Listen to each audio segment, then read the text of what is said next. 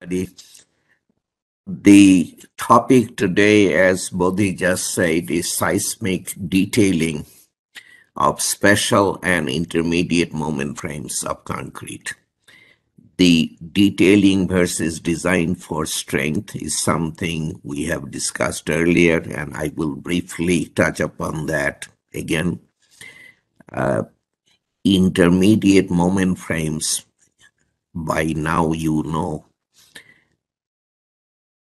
are required, or intermediate detailing is the minimum required if your design category is C, and special detailing is the minimum required if your design category is D. There is really no design category B in Dhaka, at least. No design category A in all of Bangladesh. If you have design category B, your moment frame can be ordinary moment frame. And then you go with the non-seismic detailing that we discussed on an earlier day. However, for ordinary moment frames assigned to design category B, ACI 31808 Section 21.2 has a couple of requirements. The first is that the beam will have at least two continuous bars, top and bottom. Simple requirement, but very important requirement. So starting with design category B, a beam will have two continuous bars, top and bottom, at least two. The size is not specified.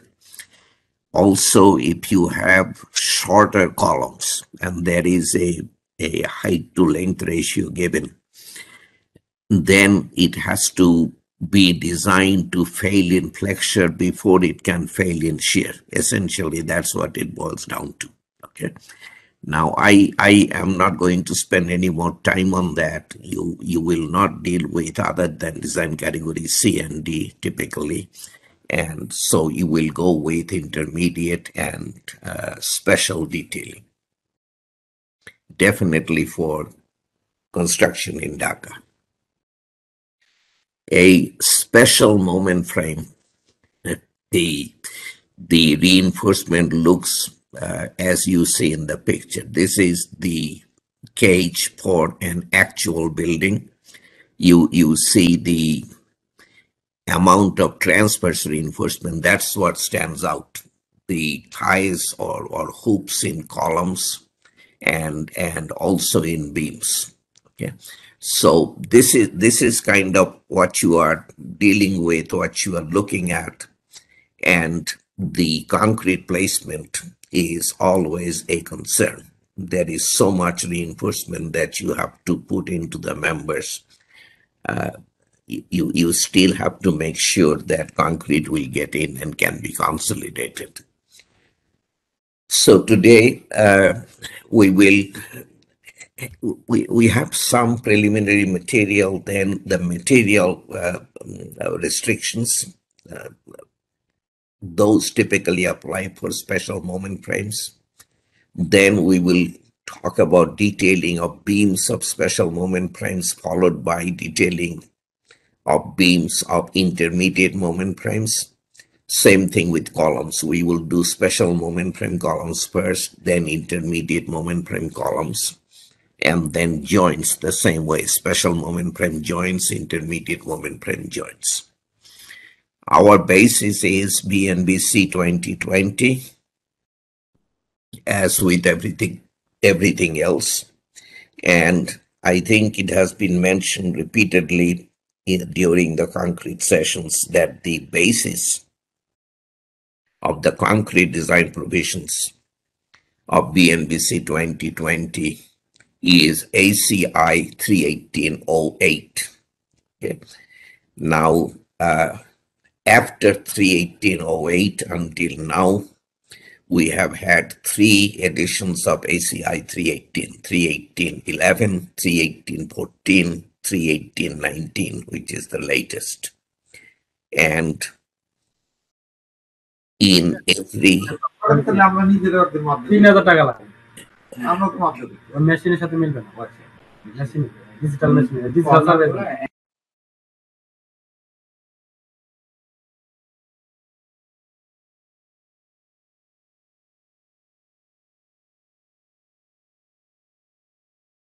Dr. Ghosh, you can unmute yourself now. Yeah.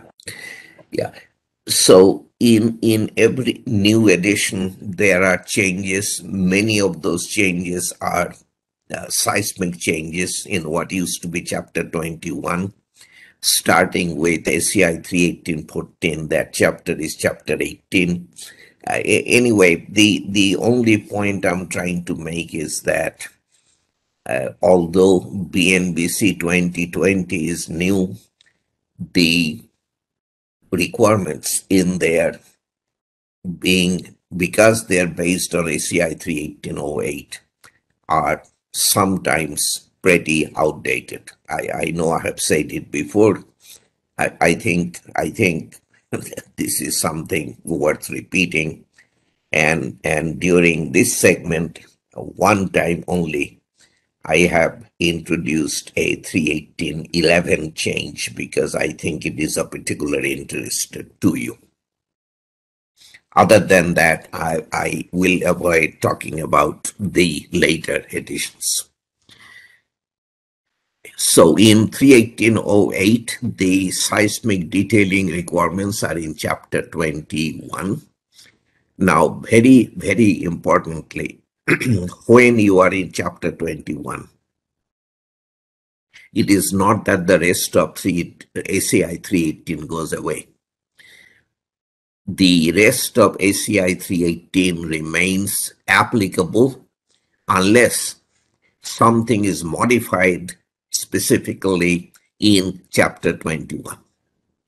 And one such example is development of hooked bars at exterior columns.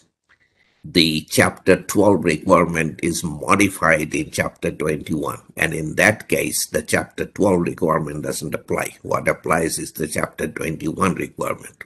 But unless something like that has been done, and those are relatively rare, where ACI 318 requirement has been modified in Chapter 21. Except in those cases, the remainder of ACI 318 remains applicable even when you are working with Chapter 21. In BNBC, you know very well, this is not 17, is it? This is another instance. I don't know how many times I went through these slides. There are things I do not see until until presentation time.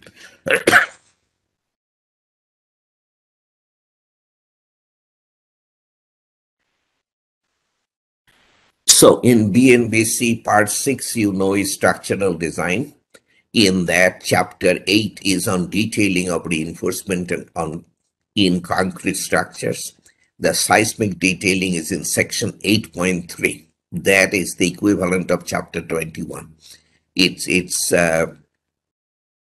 titled just as Chapter 21 is Earthquake-Resistant Design Provisions. The rest of ACI 318 is essentially Chapter 6 or Part 6. It is Strength Design of Reinforced Concrete Structures. So that Chapter 6 remains applicable unless it is modified by Section 8.3. Okay, just as I said about ACI 318.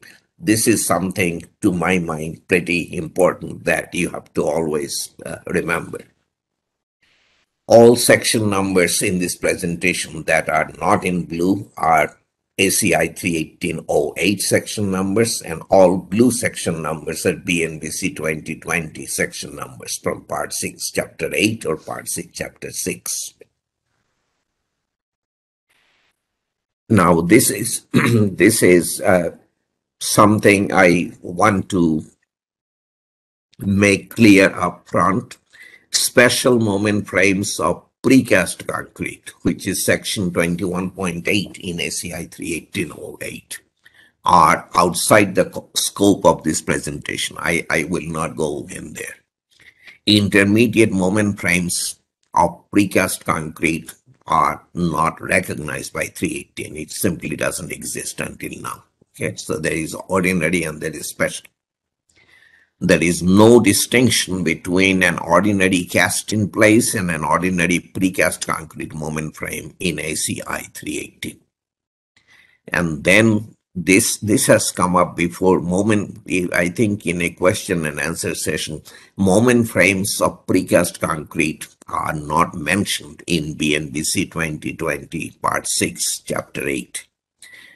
This came up. There was a question, and we have posted a written answer to that question on the PRP portal. Yes, precast moment frames are not mentioned.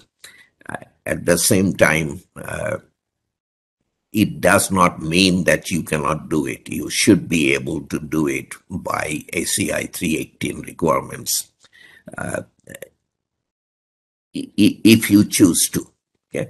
At the same time, I will not talk about precast in this presentation. This figure you have seen at least twice. I bring it up a third time to make the points, couple of the points that I made yesterday, which is that seismic design is a two-part affair. The first part is design for strength. You calculate a design base shear V, which depends on the R factor, which in turn depends on the structural system you're utilizing for seismic resistance. So that is one part. And depending upon the R value, you will also have to detail for inelastic deformation capacity that you need to go with the strength level you have chosen. The inelastic deformation capacity comes from proper detailing of the members and the joints. So we are now in the detailing part. The whole idea behind detailing is that so if we choose this low strength level, much of the deformation suffered by the structure in the design earthquake will be inelastic deformation. There will be damage associated with it. We will not get the structure back intact at the end of the earthquake. The damage has to be repaired, but more importantly, we do not want our structure to collapse because these inelastic deformations are too large. So the inelastic deformations must be within the inelastic deformation capacity of the structure. Inelastic deformation capacity is the range of inelastic displacements over which gravity, full factor gravity loads can be sustained. So since inelastic deformability comes from proper detailing, we have detailing requirements as part of BNBC or in ACI 318. So we are now going into the detailing part. Today, I will talk about moment frames, tomorrow about shear walls. Those are the principal elements in if concrete is your material of construction. And as I mentioned, if your design category is up to B, it is ordinary detailing. Then there are only two requirements in chapter 21. But if your design category is C or higher, then you go into intermediate or special detailing. And that is the topic that we will spend our time on today. So this is the commentary to the scope section of chapter 21. Okay, this is very beginning, but this is commentary. Whenever you see R, that is commentary, not an ACI provision. The provisions of Chapter 21 relate detailing requirements to type of structural framing and seismic design category. Seismic design categories are adopted directly from ASCE 7 and relate to considerations of seismic hazard level, soil type, occupancy, and use. All of that has been said before, but this is stated in the commentary upfront. Now, AC7 is many times written as AC/SEI7. In case you feel confused, SEI is the Structural Engineering Institute of ASCE, and the standard is under the jurisdiction of that institute. There is a geotechnical institute and so on and so forth. So this is the Structural Engineering Institute of ASCE 7 that produces the ASCE 7 standard. Now, the scope section of BNBC 2020, section 8.3 says, this section contains special requirements for design and construction of reinforced concrete members of a structure for which the design forces related to earthquake motions have been determined on the basis of energy dissipation in the nonlinear range of response. Okay, so this is acknowledged up front. This is you are being told that the requirements are based on this energy dissipation in the inelastic range. Now, this is table 12.2-1 of ASC 705. On right here, I don't have the table number, either ASC 7 or the BNBC table number, but you have seen this table before. The for the different structural systems that we are dealing with, the R values, omega sub 0 values, and C sub D values are given in this table, and also height limits that apply typically in the higher seismic design categories. In moment frames, we have special moment frames of concrete, intermediate moment frames of concrete, and ordinary moment frames of concrete. They can be used as moment resisting frame system, as we discussed before, or moment frames can be used as part of dual systems. Okay, so moment frames can be used in moment resisting frame systems where there are no shear walls, or they can be used in dual systems where they are in combination with shear walls. Dual systems can have special moment frames, or they can have intermediate moment frames. So this is the area of application of moment frames, and you have the parameters, seismic design parameters, R, omega sub 0, C sub D, given in table 12.2-1. Okay, now we come to the requirements of chapter 21. We do every time special detailing first, then intermediate detailing. The materials restrictions are for special detailing only, special moment frames and special shear walls. I don't know that I have explicitly said that, but that is something very important for you to understand and remember. Okay, these limitations that you are going to talk about do not apply to intermediate or ordinary moment frames. Okay, concrete, normal weight concrete, there is a minimum strength of 21 MPa, which is slightly higher than the 17, I think, which is the absolute minimum anywhere. That I don't know is anything to discuss. Concrete of that strength is not difficult to find anywhere anymore. The more important thing is ACI 318 is probably the only major code left that does not have an upper bound on the strength of normal weight concrete. Almost every other code tells you concrete cannot be any higher than so much in strength. ACI 318 does not believe in that kind of a higher limit. We have, over the editions, adjusted requirements where the properties of high strength concrete are different from those of normal strength concrete. Also, there are basically hidden requirements, hidden upper limits on the strength of concrete, as I'll point out. But there is no explicit upper limit on the strength of normal weight concrete that you can use in high seismic construction.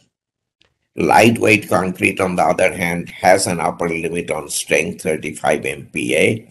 That's because we do not have enough test results to tell us that the hysteretic behavior, the cyclic load displacement curves of lightweight concrete members would be similar to the load displacement behavior of normal weight concrete members of the same strength. So once, that limit used to be a bit lower, has been brought up in view of more test results being available. It is quite conceivable that with more test results coming, that limit will be adjusted. But now, up until now, I mean 2022, that limit has held 35 MPa. That hasn't changed even in 318-19.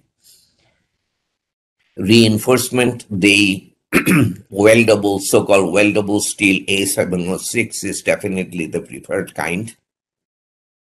That comes only in grade 420, not anymore. Now we have a 100 KSI, 80 KSI and 100 KSI, but I wouldn't go there. That is ACI 318-19 stuff. When you are dealing with ACI 318, the ASTM that it references, the ASTM A706 edition that it references has only grade 60 reinforcement or grade 420 in your units. Instead of A706 reinforcement, you may use normal billet steel A615, 40 KSI or 60 KSI. 40 KSI has become pretty unavailable anyway. And in Bangladesh, most of the reinforcement, as we discussed the very first day, is BDS ISO 6935-2. -1 is plain, -2 is deformed bars. Grades 300, 350, 400, 420, or ASTM A615 grades 275. This is ACI 318. BNBC also says ASTM 615 grades 275 and 420. Okay, so whatever is allowed in 31808 is allowed in BNBC 2020. However, BNBC has added this BDS ISO 6935-2 grade such and such. There is a higher grade reinforcement available and in use in Bangladesh, but that cannot be used for members of the lateral force resisting system of a structure assigned to design category D, as we discussed at length on that first day. Okay, you can look back to that slide set or your notes. When you use A615 reinforcement or BDS 6935-2, there are supplemental requirements. There are requirements in addition to those, addition to the requirements that are in those standards. Okay, these supplemental requirements tend to be very important. So the first supplemental requirement, remember the black is ACI 31808, blue is BNBC 2020. The actual yield strength shall not exceed the specified yield strength by more than 125 Newton per square millimeter.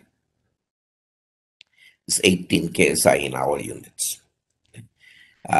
So the actual yield strength shall not exceed the specified yield strength by more than 125 Newton per square millimeter. On retesting, you can go another 20 Newton per square millimeter, but then 145 is the limit. You cannot go beyond that. This is an extremely important requirement or limitation, because in seismic design, I will say this now, I may say it many more times later today or in the future. In seismic design, more is not always better. Quite often, it is not. And that came up with the load combinations with overstrength factor yesterday. You just cannot use it when you like and make members stronger. That may very well be to the detriment of your structure. So this is when the yield strength of your reinforcement is significantly higher than what you specified. The flexural strength of the member reinforced with that steel will be higher than you figured. That beam, stronger in flexure, will attract more shear force to itself in an earthquake. And we will not be correspondingly increasing the shear strength of the member, thereby making brittle shear failure more likely. This is why we absolutely do not want the yield strength of the reinforcement to be much higher than the specified value. This was a serious problem with structural steel. They have kind of solved it now. This is I don't know that it is a problem. We have been very mindful of this from the beginning. Okay. So once again, if the yield strength is higher than you specify, the moment strength of your member will be higher than you bargained for.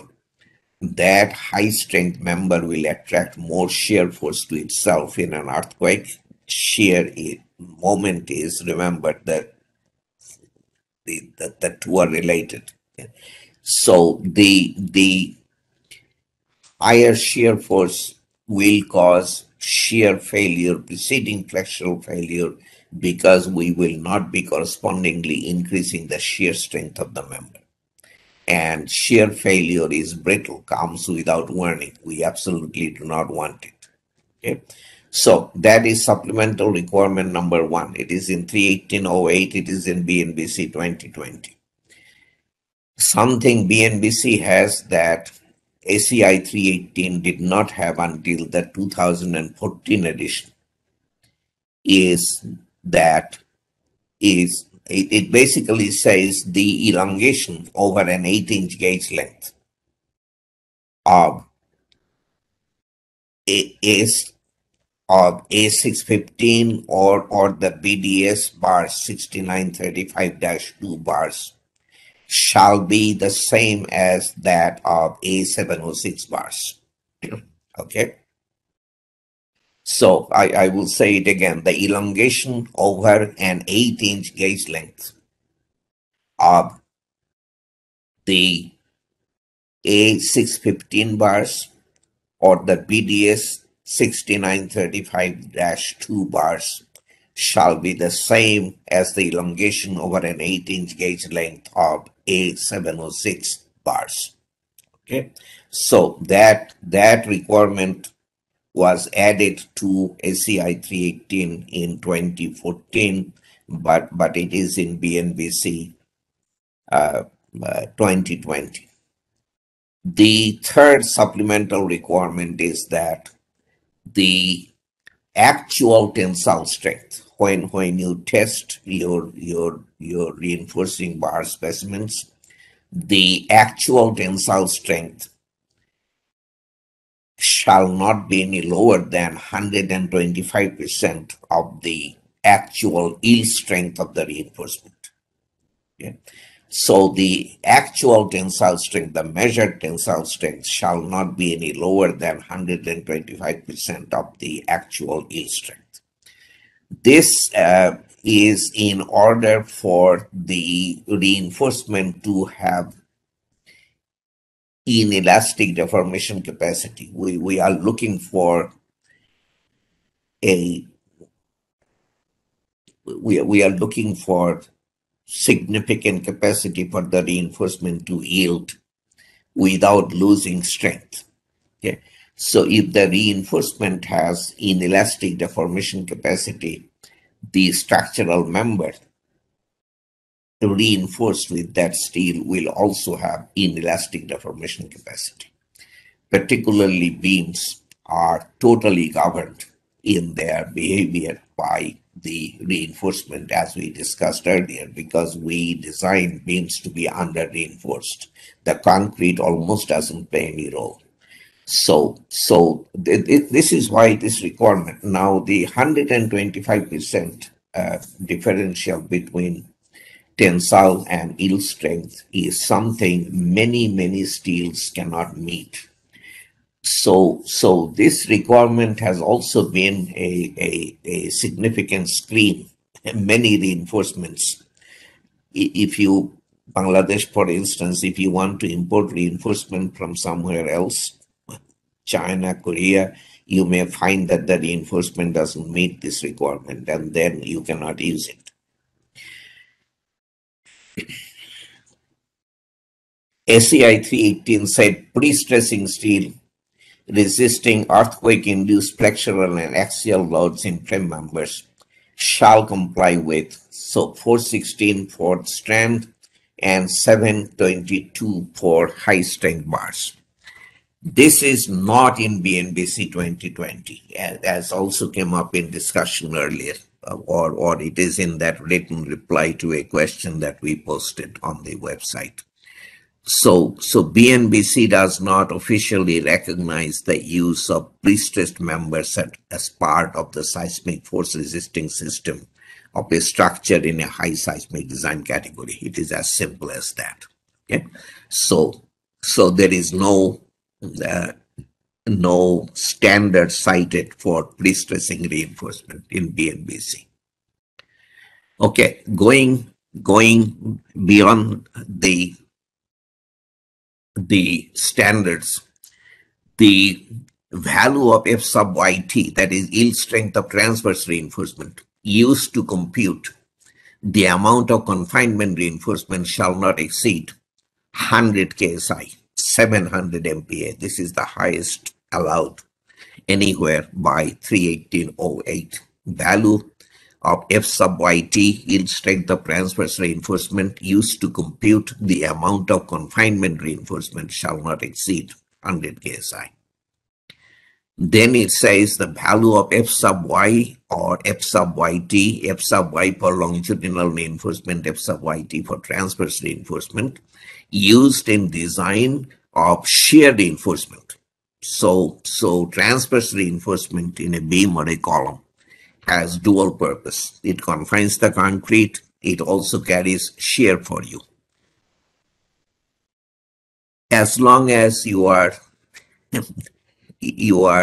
dealing with the confining role of the transverse reinforcement, the limit on strength is 100 KSI. However, when you are designing the same reinforcement to act as shear reinforcement, you cannot utilize more than 60 KSI yield strength.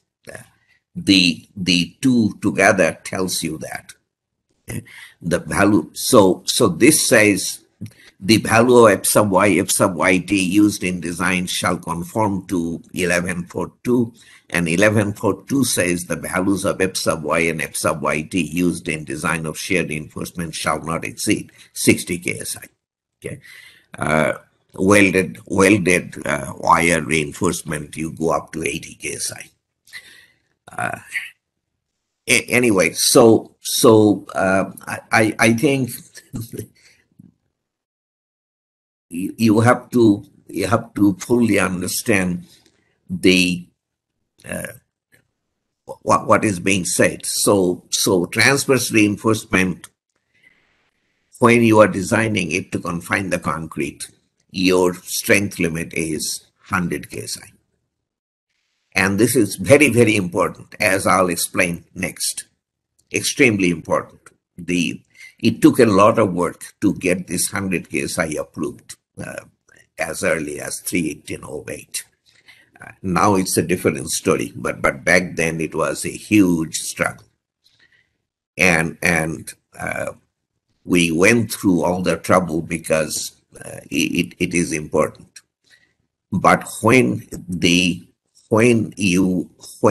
same reinforcement acts as shear reinforcement, we should not count on yield strength beyond 60 ksi, because if we do, we will be looking at wide shear cracking in our beams, and that is very objectionable. So in the shear carrying role of the transverse reinforcement, your limit is 60 ksi, 420 MPa. Now, why is the 100 ksi limit for confinement reinforcement so important? So to explain, I brought up the requirements for special reinforced concrete columns, which we will discuss later on in the presentation. When we detail a special reinforced concrete column, we consider a region of potential plastic hinging at each end, the length of which is specified in the code. Within that region, we have to have closely spaced closed hoops at a maximum spacing given here. 1/4 of the smaller planned dimension of the column, 6 times the longitudinal bar diameter, or this S sub x, which varies between 4 and 6 inches. Okay, that will come up later. I don't think I put it in here. When we go to column detailing, you will see that. So to cut a long story short, that maximum spacing usually is about 4 inches, 100 millimeters, which is tight, quite tight. Now, to make things worse, this transverse reinforcement, these hoops, must have total cross-sectional area of the legs in each orthogonal direction. The sum of the cross-sectional areas of those 3 legs, as well as the sum of the cross-sectional areas of this leg, and that leg, must be equal to the area given by those 2 formulas, and the larger amount governs. So the minimum cross-sectional area of the transverse reinforcement must be no less than the larger value given by those 2 formulas. 4-inch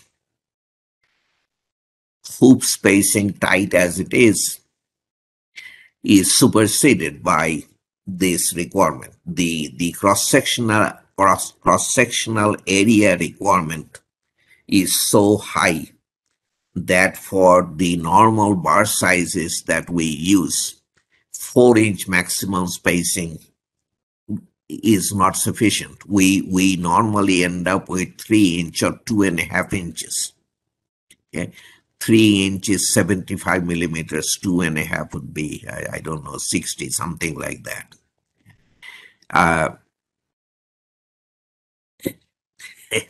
Now, the thing is, this is very, very important. The cross-sectional area required by both formulas is proportional to the concrete strength, F sub C prime. So as we go from 4 KSI to 6 KSI to 8 KSI concrete, the required cross-sectional area of transverse reinforcement increases.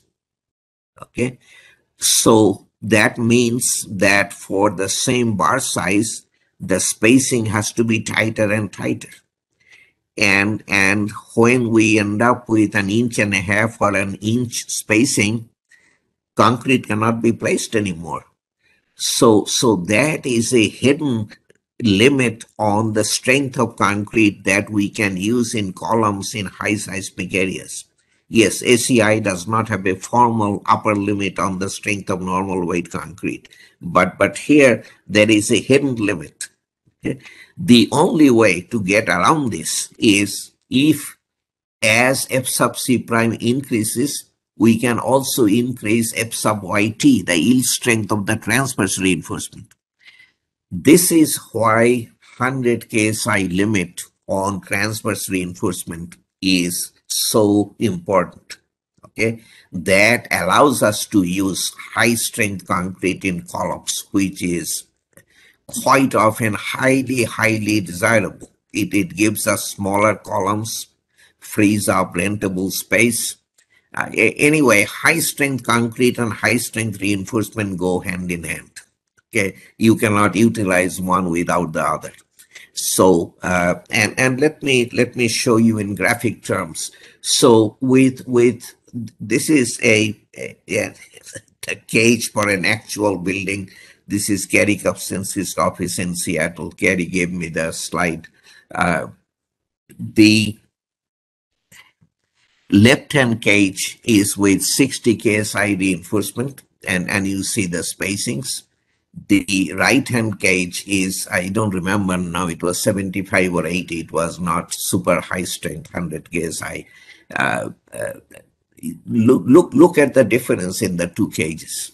Okay, so there is a whole lot to be gained by using high strength transverse reinforcement in terms of the placeability of the concrete, the behavior of the member, and so forth. So anyway, I hope that you understand the importance of that, I would say, relaxation that was introduced in 31808. Okay, welding of stirrups, ties, inserts, or other similar elements to longitudinal reinforcement that is required by design shall not be permitted. Okay, this is a very important requirement in high seismic construction. Welding of stirrups, ties, inserts, other similar elements to longitudinal reinforcement that is required by design. So if you need to weld a tie to a longitudinal bar, it has to be a construction bar added for that purpose. It cannot be a bar that carries stresses by your design. Okay? So BNBC has a little more. Reinforcement required by factor load combinations, which include earthquake effect, shall not be welded except as specified in section such and such. Okay, that's kind of a blanket restriction. In addition, the ACI language, welding shall not be permitted on stirrups, ties, inserts, or other similar elements to longitudinal reinforcement required by design. Okay, so pretty severe restrictions on welding in high seismic construction.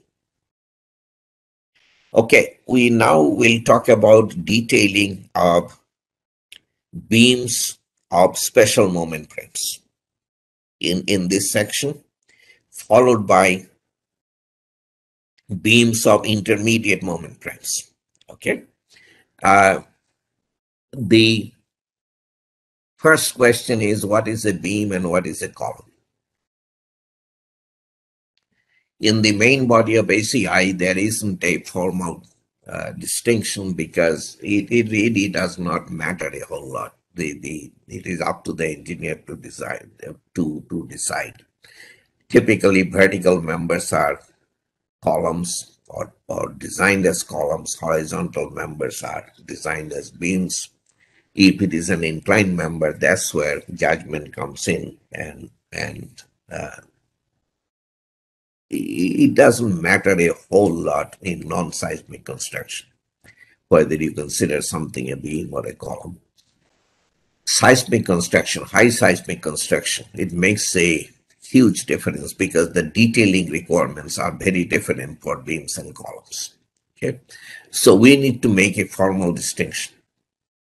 And the distinction that ACI 318 has drawn pretty arbitrarily is that if a member is subject to factored axial compressive force larger than 1/10 A sub F sub C prime A sub G, gross cross-sectional area multiplied by the specified compressive strength, then it is a column. As long as the factored axial force is less than or equal to 1/10 of A sub G F sub C prime, it is a beam. Okay. So factored axial force, now that includes earthquake effect. If earthquake causes axial force, which typically does not in a beam, but in principle, the axial force due to earthquake is included in a column. That is kind of important. So factored axial compressive force less than or equal to 1/10 of A sub G F sub C prime. Clear span larger than or equal to 4 times effective depth. The so-called slenderness ratio, whatever it is called, the span to depth ratio shall be larger than or equal to 4. So that means deep beams cannot be part of the seismic force resisting system in design category D. Okay, so span to depth ratio at least 4, clear span to effective depth. Width to depth ratio 0.3. So if you have a 30-inch deep beam, the width has to be at least 9 inches. Okay.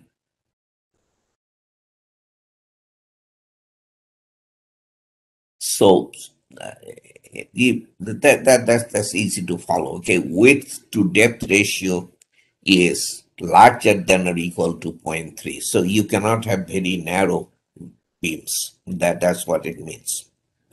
And then the width, not the depth, the width has to be larger than or equal to 250 millimeters, 10 inches.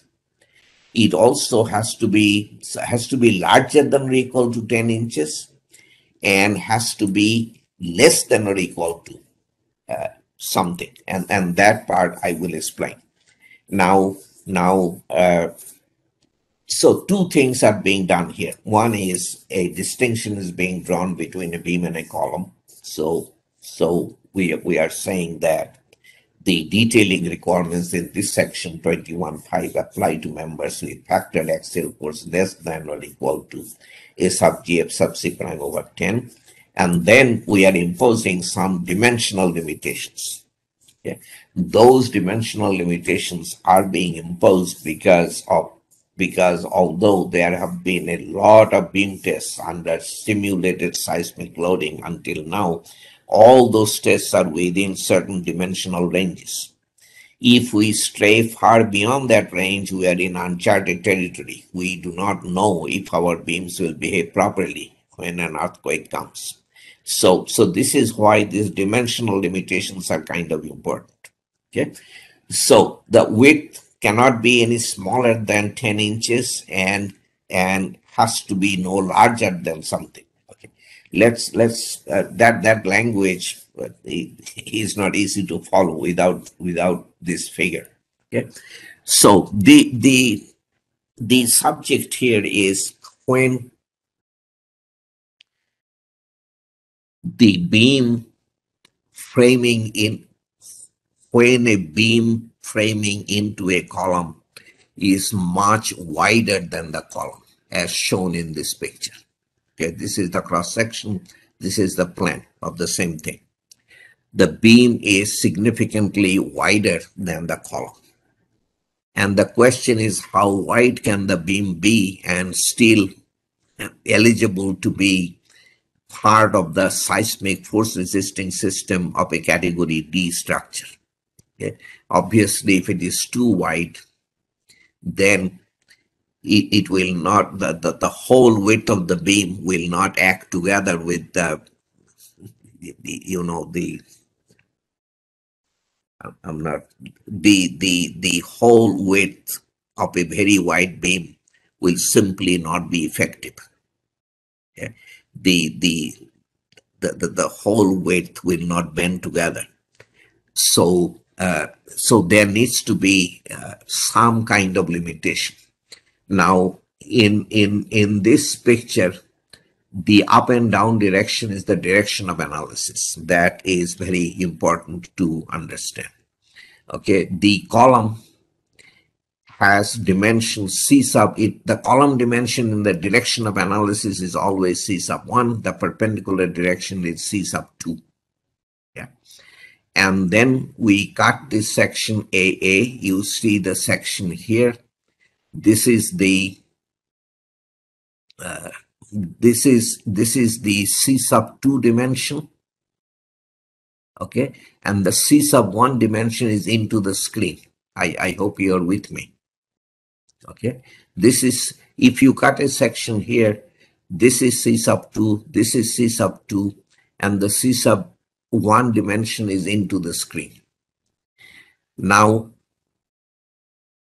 the ACI limitation is saying that this overhanging flange width, this width, cannot be any greater than the smaller of two things, the C sub 2 or 75% of the dimension into the screen, 75% of C sub 1.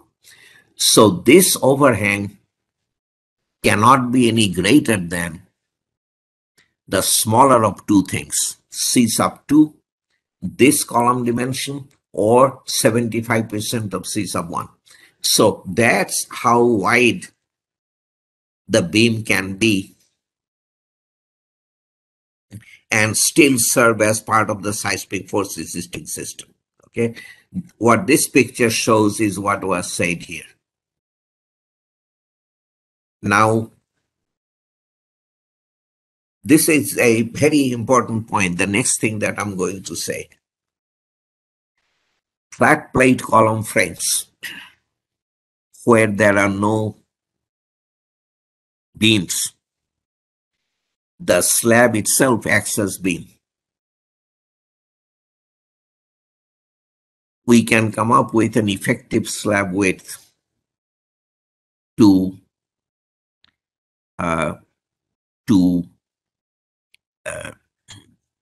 describe, may not be the best word, to define. We can come up with an effective beam width that defines the part of the slab that acts as a beam. But that effective beam width will be wider than what is being allowed by this restriction.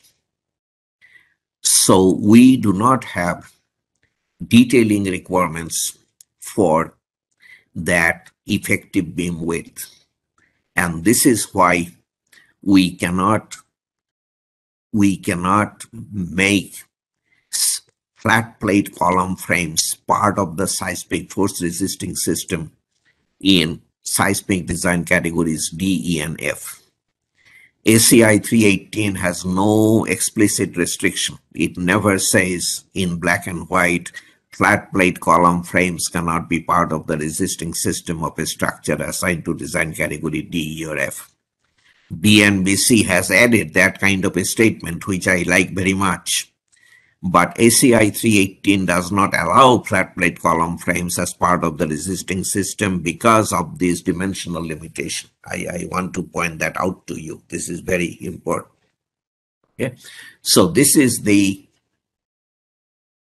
BNBC statement. The provisions of special moment frame shall not permit the use of slab without beam as part of seismic force resisting system. I think this is wonderful that this is explicitly said in the code. Okay. Longitudinal reinforcement in a special moment frame beam. A number of significant requirements. Minimum 2 bars continuous top and bottom. The maximum percentage of reinforcement top as well as bottom, 2.5%. This is 3/4 of row balanced or its equivalent in the main body of the code. The net tensile strength shall not be any lower than 004, remember. In high seismic construction, the 2.5% limit is a constructability limit. Above that, concrete placement becomes difficult. That is the reason. The minimum reinforcement ratio, top as well as bottom, is either 140 over f sub y or 0.25 square root of f sub c prime over f sub y, whichever is the smaller of the two. Okay, so there is a minimum limitation, there is a maximum limitation, and 2 bars continuous top and bottom. Then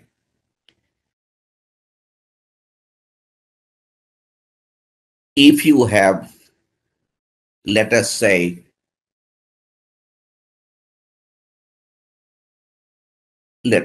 six, our number 8, 25 millimeter bars at the top at the support section. You must have at least 3 25 millimeter bars at the bottom. The positive moment strength shall be no lower than half the negative moment strength at the support section. I'll say it again. The positive moment strength shall not be any lower than 1/2 of the negative moment strength at the support section. This is extremely important. Gravity thinking engineers have a lot of problem with this, but this is necessary in seismic construction. The gravity loads always cause negative bending moment at the support section, which requires top reinforcement. Everybody understands that. Earthquakes can cause negative bending moment, which would be additive to the gravity moment, or they can cause positive bending moment when the earthquake reverses direction.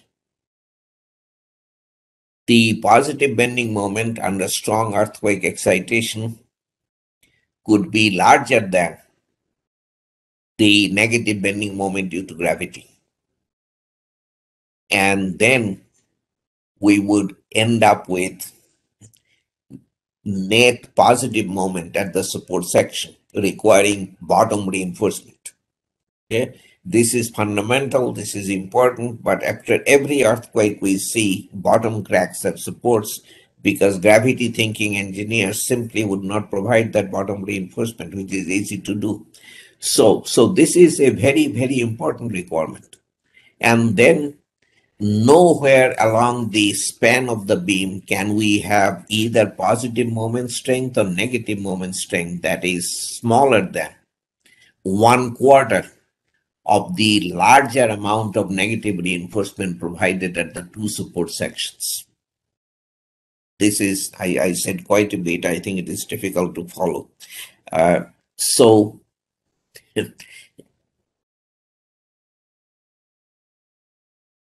So the negative,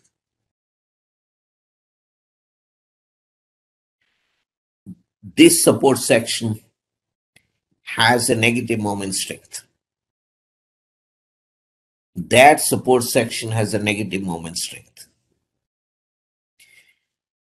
The larger of the two, okay, is a number.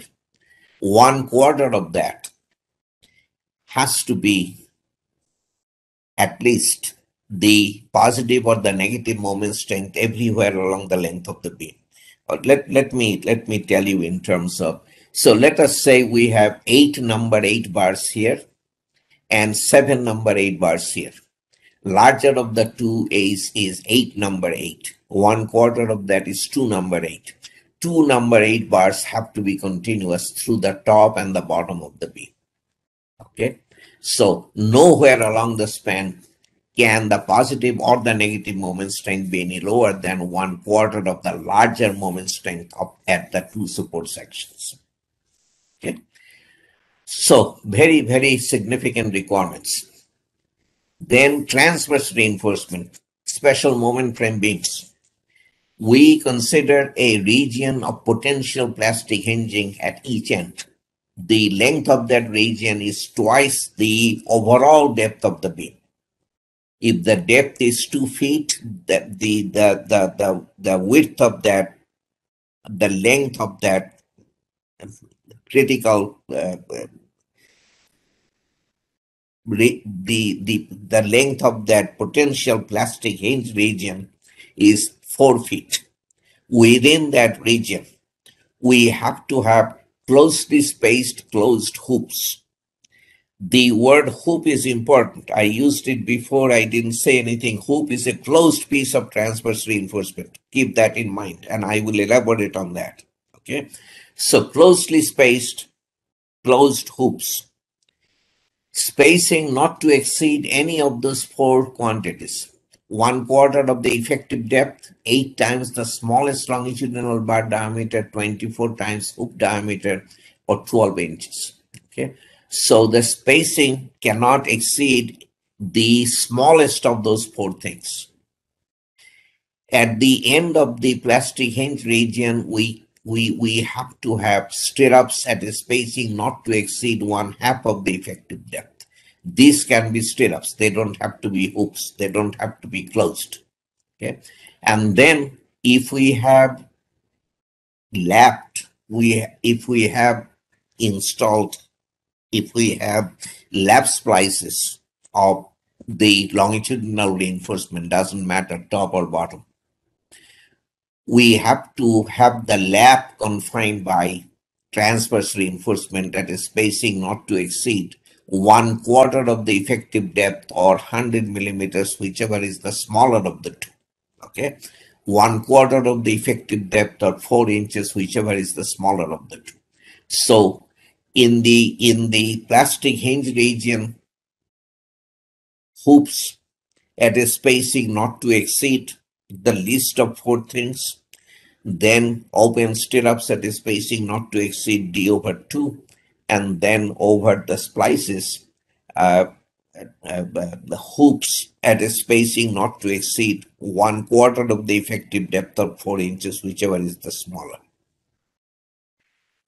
The hoops can be one piece affairs like this, where that hook has to be, both hooks have to be seismic hooks. Remember, 6 bar diameter extension subject to a minimum of 3 inches. These are not easy to manufacture. More than the manufacturing, the placement is rather difficult. So ACI 318 has for a long time allowed 2-piece hoops, where we have a stirrup that has seismic hook at each end, and that is closed by something called a cross tie, which has a seismic hook at each end and a standard hook at the other end, 90 degree with 6 bar diameter extension. Okay. Now, the seismic hook and the standard hook has to alternate. On the next hook, the 90-degree bend will go to the left face, the 135-degree will come to the right face.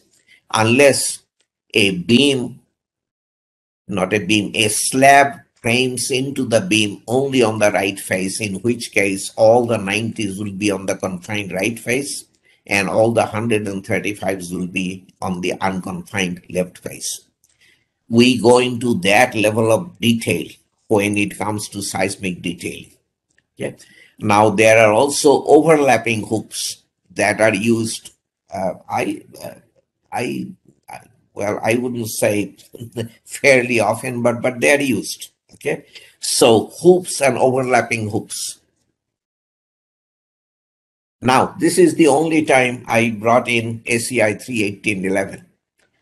This spacing, which used to be the smallest of four things, remember, d over 4, 6 times the smallest longitudinal bar diameter.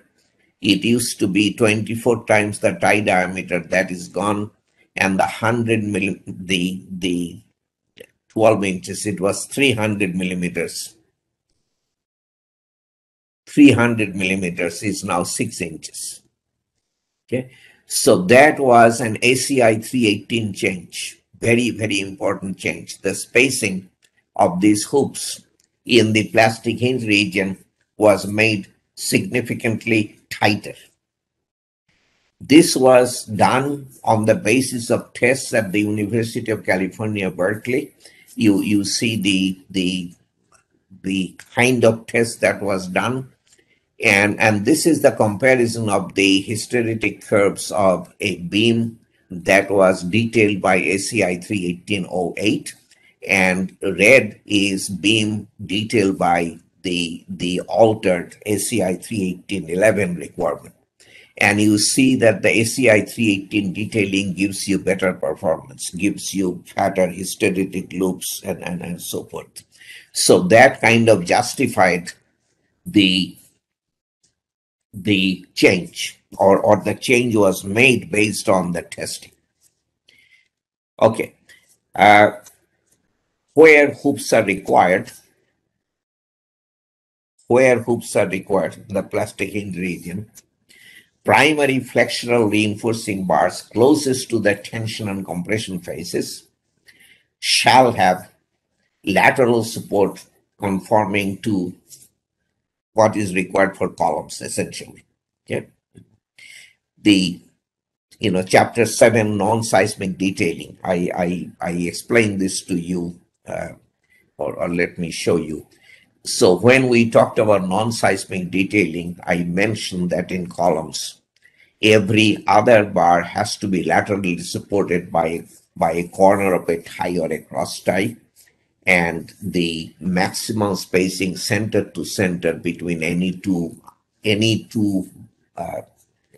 the maximum spacing center to center between, not center to center, the maximum clear spacing between a supported bar and an unsupported bar cannot exceed 6 inches.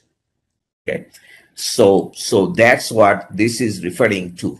We are talking about beams, but we are saying where hoops are required, primary flexural reinforcing bars closest to the tension and compression faces shall have lateral support conforming to those rules. So in other words, the longitudinal bars in the plastic hinge region of a beam shall be confined like column bars. That's precisely what that is saying. The spacing of transversely supported flexural reinforcing bars shall not exceed 350 millimeter. This is not in chapter 7. So the spacing between any two supported bars shall not exceed 14 inches. That is being said specifically here. Skin reinforcement is not subject to the lateral support requirement. Now, I said only the first sentence is explicit in BNBC 2020. The rest of it is not explicitly stated. But this is kind of important. I would say it again. The beam bars in the plastic hinge region must be confined like column bars. Okay, shear design of special moment frame beams, extremely important. So, beams of special moment frames are not designed for the shear that our analysis of the structure under code-prescribed seismic forces tell us develop in the beam. We do not design a special moment frame beam for the shear that our analysis says develops in the beam. We design a special moment frame beam for the largest shear that can develop in the beam. Okay, so in order to calculate that, if we are figuring out the largest shear at this support section, we will consider the largest bending moment that can develop at that support section in that direction, the clockwise. We will consider the largest bending moment that can develop in the opposite direction. So if this is a negative moment, we will consider the largest negative moment that can develop at this support section. We will consider the largest positive bending moment that can develop at the opposite support section. We will add the two moments together, divide by the clear span. That will give us the largest shear here. And on top of that, we will add the shear caused by gravity sitting on the beam. Okay, the gravity sitting on the beam would be 1.2 dead plus 0.5 live. It is not 1.6 dead plus it is not the gravity combination, it's the gravity part of the seismic additive seismic load combination. That's kind of important. So this gravity is 1.2 dead plus 0.5 live. Now the largest bending moment that can develop at a section, we have a name for it. We call it probable moment strength. So there are three different flexural strengths in ACI 318.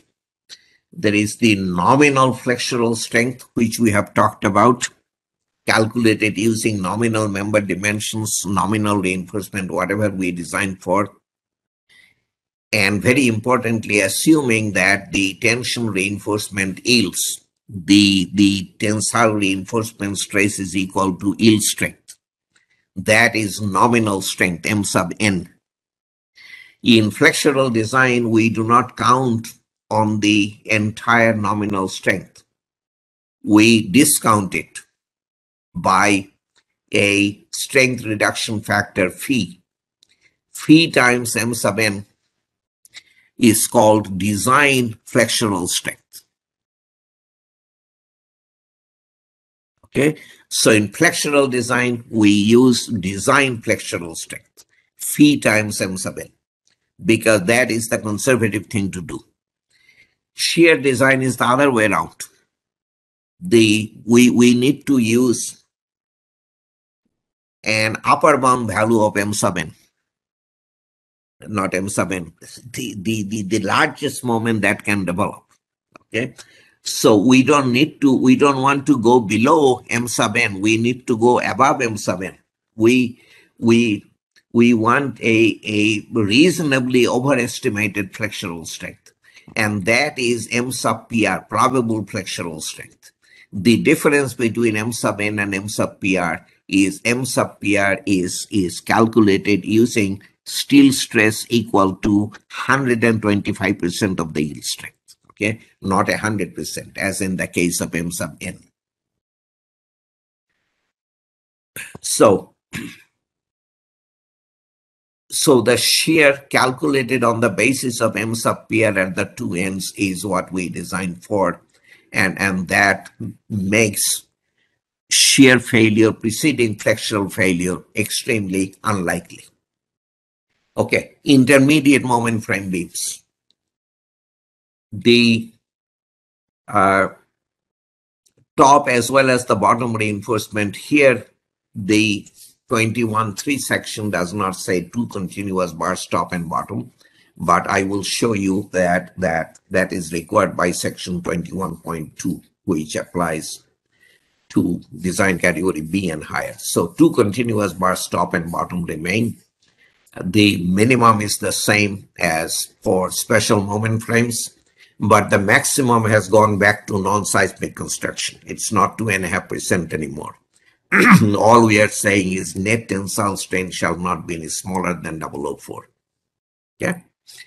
Then the positive moment strength, that is support section, shall be no less than 1/3 of the negative moment strength. It was 1/2 in the case of special moment frames. Now it is 1/3. Okay.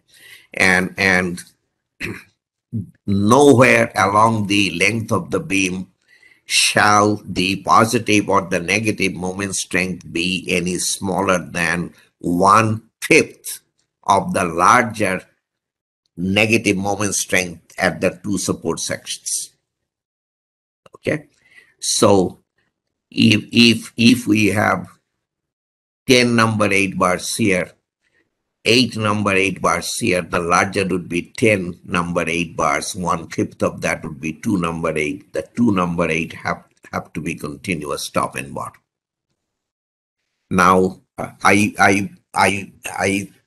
brought up or decided to include chapter 12, which is development length section of chapter of the code, and 21.2, which applies to ordinary moment frames assigned to design category B. Okay. These requirements, chapter 12 requirements, remain applicable, and what you will do for design category B, you will also do for design category C. So beams, so together, this is the requirement. Beams shall have at least 2 continuous bars at both top and bottom faces. That applies to intermediate moment frame beams. Continuous bottom bars shall have area not less than 1/4 the maximum area of bottom bars along the span. So whatever you need in the span section, 1/4 of that reinforcement has to be continuous. That is a basic chapter 12 requirement that does not go away. So I just wanted to point that out, that the basic requirements remain in force. Transverse reinforcement intermediate moment frame. We consider the intermediate moment frame beam. We consider the same region of potential plastic hinging at each end, twice the overall depth of the beam. Within that, we now require, when I say now, 31808 required it, I don't remember which edition, but before a certain edition, those could be stirrups. That was changed. So we have now, for quite some time now, we require hoops within the potential plastic hinge region of intermediate moment frame beams as well. Okay, the maximum spacing is what used to be the maximum spacing for special moment frame beams. Or if you are going by 31808, this spacing limitation is the same as for special moment frame beams. No difference. 1/4 of the effective depth, 8 times the smallest bar diameter, 24 times hoop diameter, 12 inches. Okay. So outside of the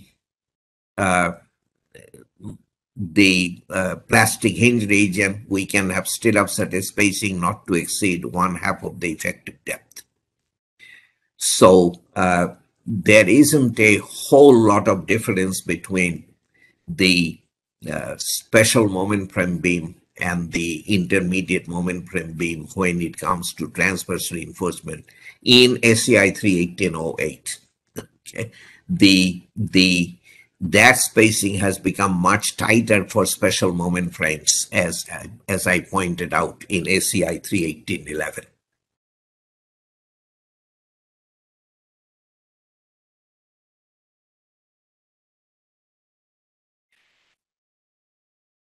The sheer design of intermediate moment frames. There are two ways you can go.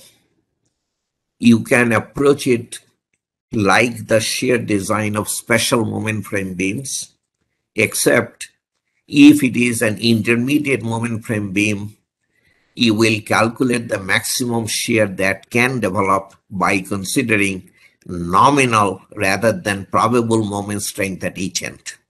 Okay, so the shear calculation shall be based on moments equal to the nominal moment strength acting at the two ends of the beam. It's probable moment strength in the case of special moment frame beams, nominal moment strength in the case of intermediate moment frame beams. That is one choice for intermediate moment frames. Special moment frame, you don't have a second choice, but for intermediate moment frames, we have another way we are allowed to go. If we don't want to calculate shear based on nominal moment strengths, what we can do is go by item B, which says the maximum shear obtained from designed load combinations that include E, with E assumed to be a multiplier times, well, I think the language is. So we have two seismic load combinations. Remember, this is the additive, there is a counteractive load combination. The maximum shear will come from the additive load combination. So the counteractive is not in the picture. Now, in the case of beams, what we can do in shear design is to design the beam for twice the shear, twice the earthquake shear that our analysis says develops in the beam. So E is the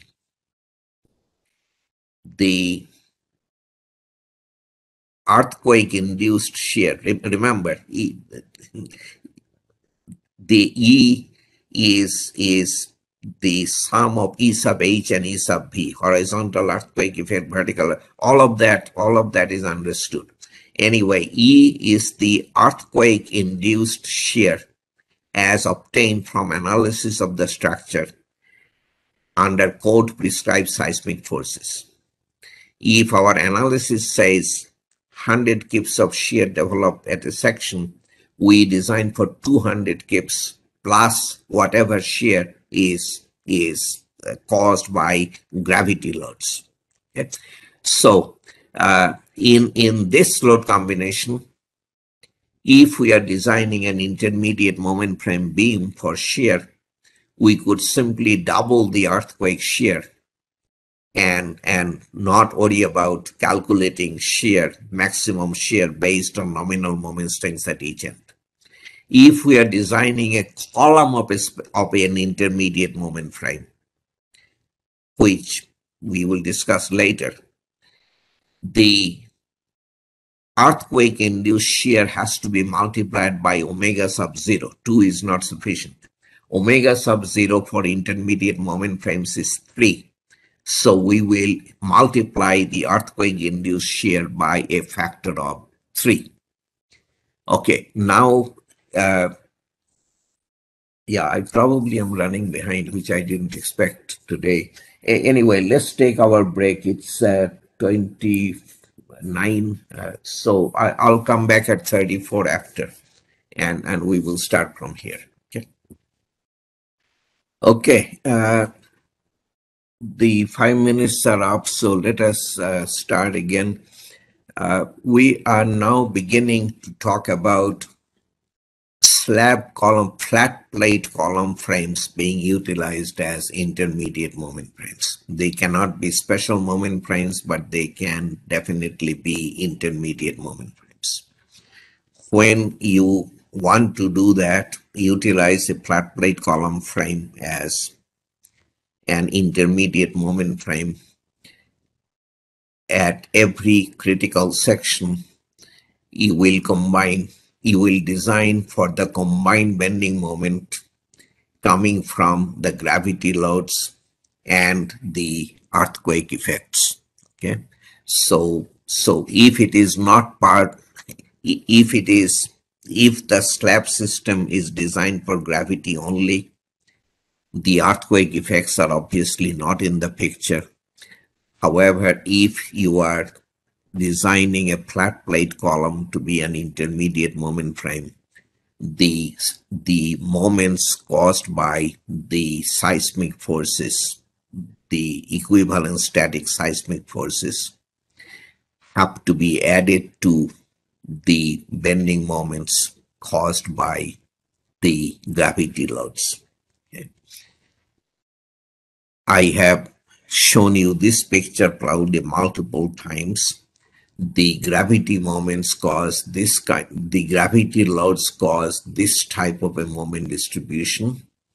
The lateral loads due to earthquakes cause this type of a moment distribution.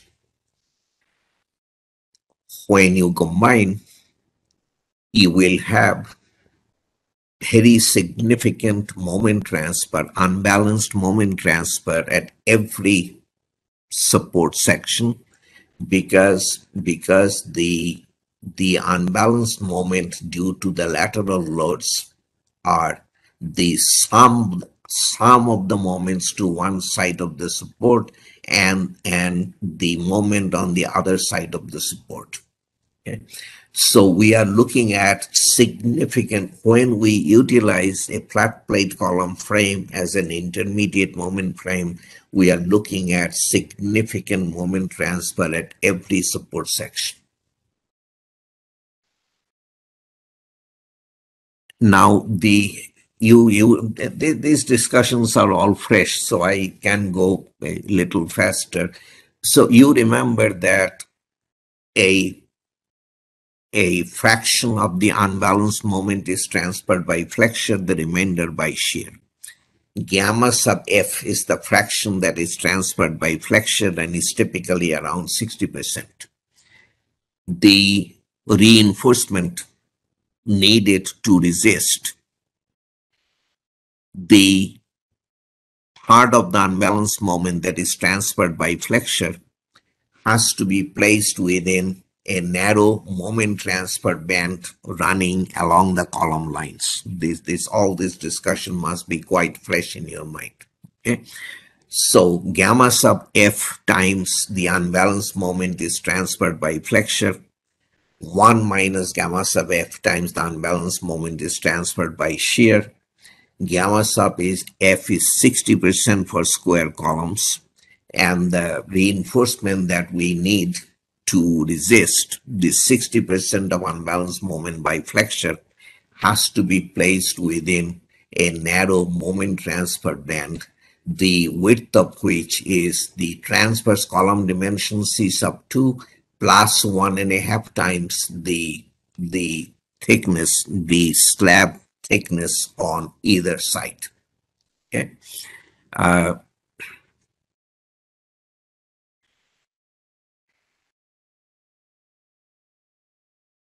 The detail that I don't think I have brought up before, and this is only for intermediate moment frames. This is chapter 21 requirement. If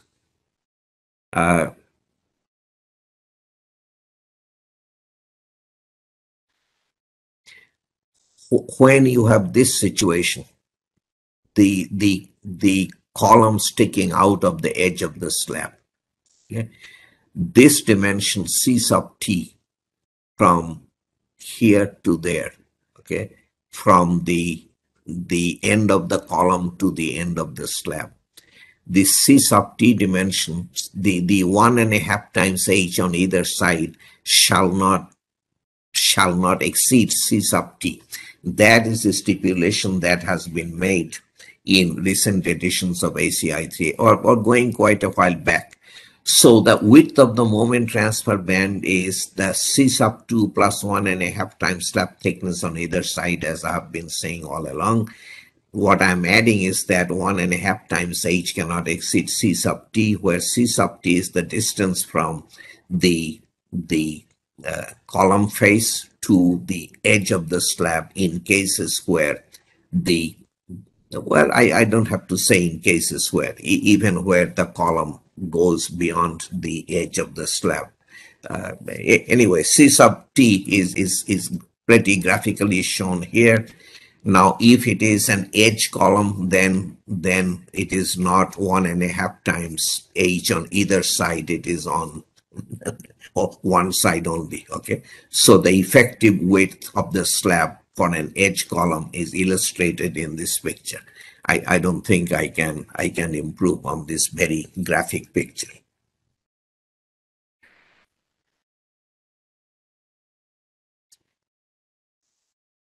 Now, for intermediate moment frames, in addition to saying that you shall place reinforcement needed to carry gamma sub F times the unbalanced moment within this narrow moment transfer band, we are saying that at least half the column strip reinforcement must be placed within that narrow moment transfer band. This is an explicit requirement for intermediate moment frames. Yes, you shall, as in gravity frames, place the reinforcement that you need to resist the part of the unbalanced moment that is transferred by flexure within the narrow moment transfer band. But here we are saying if it is an intermediate moment frame, you shall place at least half the column strip reinforcement within the moment transfer band. Okay. So this is an additional requirement. This M unbalanced moment has been variously denoted by M sub U. Here it is M unbalanced UNBAL. In more recent editions of ACI 318, it is called M slab, M sub slab. I didn't try to be consistent because that would have been pretty tough.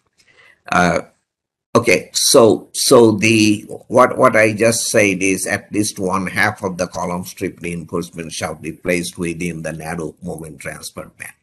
Okay. Additional detailing requirements. We are talking about intermediate moment frames consisting of flat plates and columns. Okay. So this is the column strip of the slab.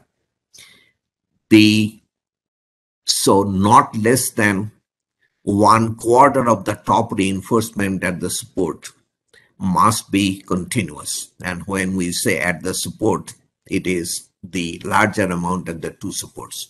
Not less than 1/4 of the top reinforcement at the support must be continuous through the top. Not less than 1/3 of the top reinforcement at the support. That is not span moment. This is exactly what is written. Not less than 1/3 of the top reinforcement at the support shall be continuous through the bottom of the column strip.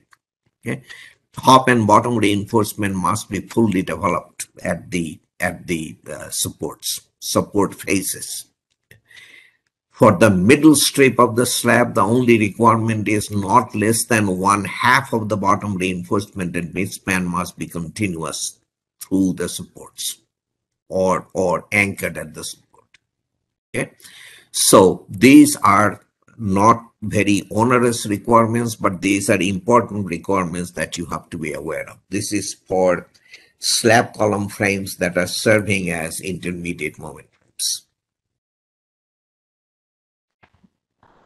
The punching shear part is significantly more important, as I have kept on telling you. So slab column frames are susceptible to punching shear failure during earthquakes if the shear stresses due to gravity loads are high. That is, I think, intuitively understandable. If shear stresses due to gravity loads are high, those are taking up much of the shear carrying capacity of the slab, and then you don't have room for additional punching shear caused by moment transfer, which would come from earthquakes. Okay, so slab column frames are susceptible to punching shear failure during earthquakes if the shear stresses due to gravity loads are high. Okay, so because of that, this is something extremely important. At the critical sections for columns, the critical section for two-way shear that you are by now totally familiar with. At the critical section, two-way shear caused by factored gravity loads shall not exceed 40% of phi times V sub c. V sub c we have looked at, and I have slides that repeat the V sub c information. But you understand what I'm talking about. This came up once in earlier discussion. The days are now mixed up. Okay, so if a flat plate is serving as part of an intermediate moment frame, then at the critical section around a column, you cannot have punching shear due to gravity exceeding 40% of the punching shear that concrete alone can carry. That will leave ample room for additional punching shear caused by moment transfer. Okay, I think that should be pretty clear. Phi is 0.75. V sub c is given by three different formulas, and the smallest one governs. Okay, now this is a very severe requirement. If we had to live by this, most people wouldn't build flat plates in design category C. It would be economically infeasible. So there is a waiver. It shall be permitted to waive this requirement. You don't have to live with this limitation of 40% phi times V sub c if the slab design satisfies 21.13.6. Very important section. So we have a severe limit on punching shear caused by gravity, 40% phi times V sub c. At the same time, we have a waiver. You don't have to live with that limitation if you satisfy 21.13.6. Okay, this is repeat. I probably will just not spend time on. So you know about the critical section for punching shear, the three V sub c formulas, and the smallest amount governs. Okay, so all of that has been covered pretty recently. This is the section 21.13.6. Okay, I keep on saying extremely. This is about the best thing we have done for flat plates. In as long as I remember this section for slab column connections of two-way slabs without beams. Slab shear reinforcement satisfying the requirements of section such and such and providing V sub s not less than, in our units, 3.5 square root of f sub c prime B sub 0d shall extend at least 4 times the slab thickness. Okay, the details aside, the origin, let me tell you, I don't know if time is a problem yet, but anyway, this is extremely important, and let me tell you what this is.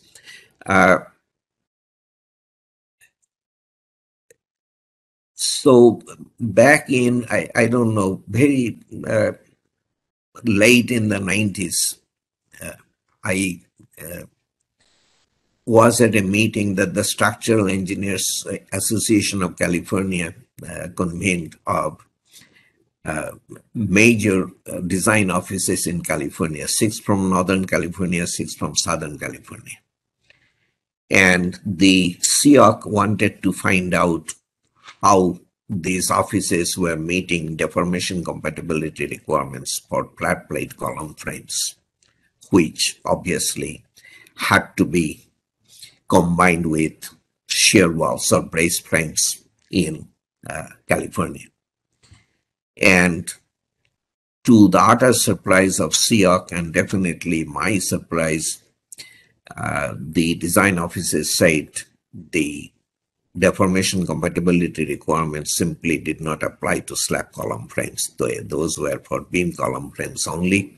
So they did not try to satisfy deformation compatibility, and the local jurisdictions, the plan check people never said anything.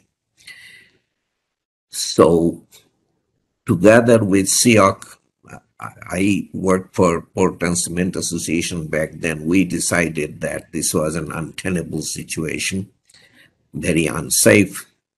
So we came up with a solution that said you shall, if you are going to not worry about deformation compatibility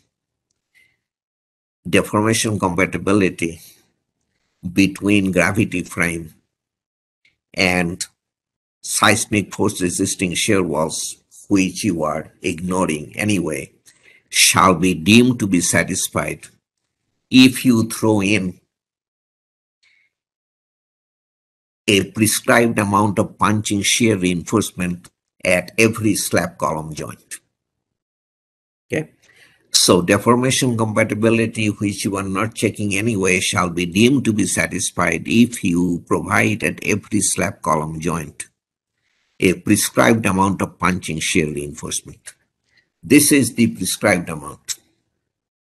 Reinforcement capable of developing a shear of 3.5 square root of F sub C prime. But in reality, it is not at every joint. We said at joint. So I'll give you more details. But this is in principle the origin of the requirement. Now this was done for flat plate column frames that are not part of the resisting system of a building in a high seismic design category. This is why the section is 21.13.6. This is not the intermediate moment frame section. Intermediate moment frame section is 21.3 or whatever it was, 21.4 in 31808. I don't 21.3. So this is a 21.13 section, gravity frame. That's where we placed it. Intermediate moment frame section is saying that if you would do what you would do for a gravity frame that is combined with shear walls in a high seismic zone, then you are good. Then you don't have to live with the 40% P times P sub C limitation. Okay, so 21.13.6 is not formulated for intermediate moment frames, but intermediate moment frames are invoking that section. If you do what we require there, you don't have to live with the severe limitation of 40% P times P sub C on the shear that develops, the punching shear due to gravity. Okay. So the prescribed amount, I don't know how important that is. The punching shear reinforcement that we are talking about can be in the form of stirrups, which require a minimum depth. You can look that up. I don't know that is terribly important. Today, as I mentioned, the pretty much the standard punching shear reinforcement are the stud rails. That's what everybody provides. And I know plenty of California engineers who will just throw this in. They don't try to figure out if they can get exemption, this and that. This is cheap insurance. This is the cheapest insurance you can buy for a flat plate column frame in a high seismic design category. Okay, I will go as far as that. This is to be, as I said, 21.13.6 is the best thing we did for flat plates in a maybe forever. Anyway, so let me. This requirement is saying, let us let me try to explain with this picture. This is commentary to section 21.13.6. This figure is in there. Okay, and this is a very, very important figure. On the x-axis is shear caused by gravity, V sub u g. We did not have the sub g, then we have sub g, and now 21.19, 3.18.19 or wherever, this has now become V sub u v for vertical. Anyway, I did not try to have consistent notation. I'm telling you, if you go through the various slide sets, the notation is not consistent, because that would be pretty prohibitive undertaking. Anyway, on the x-axis is shear caused by gravity divided by the punching shear that concrete alone can carry, phi times V sub c. V sub c is the smallest value given by the three formulas that you have seen, typically 4 square root of f sub c prime in our units. Okay. So if you have 40% on the x-axis, that means the punching shear caused by gravity is 40% of what concrete can carry. On the y-axis is design story drift ratio. The design story drift, I think we went into yesterday. The deflection at the top of a story minus the deflection at the bottom of the same story under the design earthquake forces. Okay, the earthquake forces that are prescribed by ASC 7 and BNBC 2020. Now, that is design story drift. When we say design story drift ratio, it is the design story drift divided by the story height. So when you have 0.2, that means design story drift is 2% of story height, which is the limit for standard occupancy buildings, you recall. Okay, so this solid line is very important. ACI 318 is saying you shall provide a prescribed amount of shear reinforcement, not at every slab column joint, as I initially said, but at slab column joints that are beyond this solid line, on this side of the solid line. Okay. Below, we do not need shear reinforcement. If you are on the solid line or above, you provide minimum shear reinforcement. Okay, so let us look at this. If your building is very stiff, design story drift ratio is less than 0.5%. Basically, nothing is going to happen. Okay, you don't have to worry about punching shear failure for a building that stiff. So your punching shear caused by gravity can be as high as 60%, 70% or more of what concrete can carry. Okay, no problem. Now, if punching shear caused by gravity is 40% of what concrete can carry, then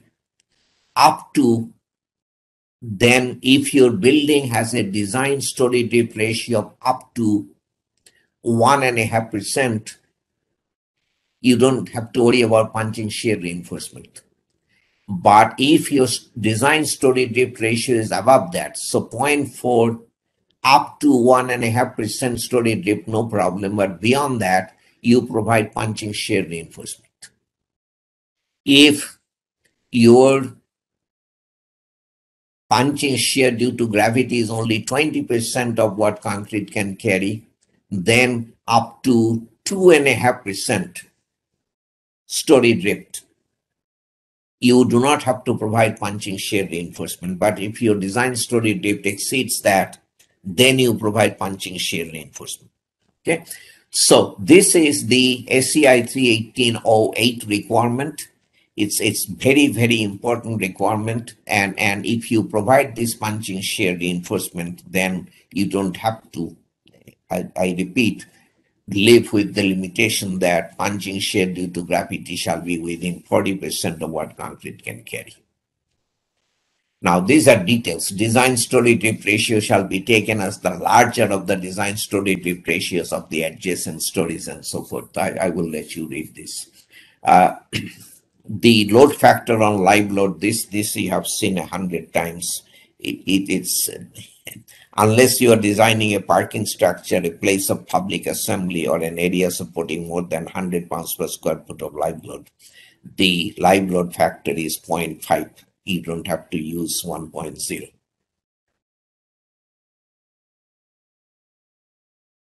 Yeah, this is commentary. Provisions for shear reinforcement at slab column connections was added in 2005, and it tells you does not require the calculation of induced moments. Yeah, you can read it. There is in 31808 an option A, which has now gone away.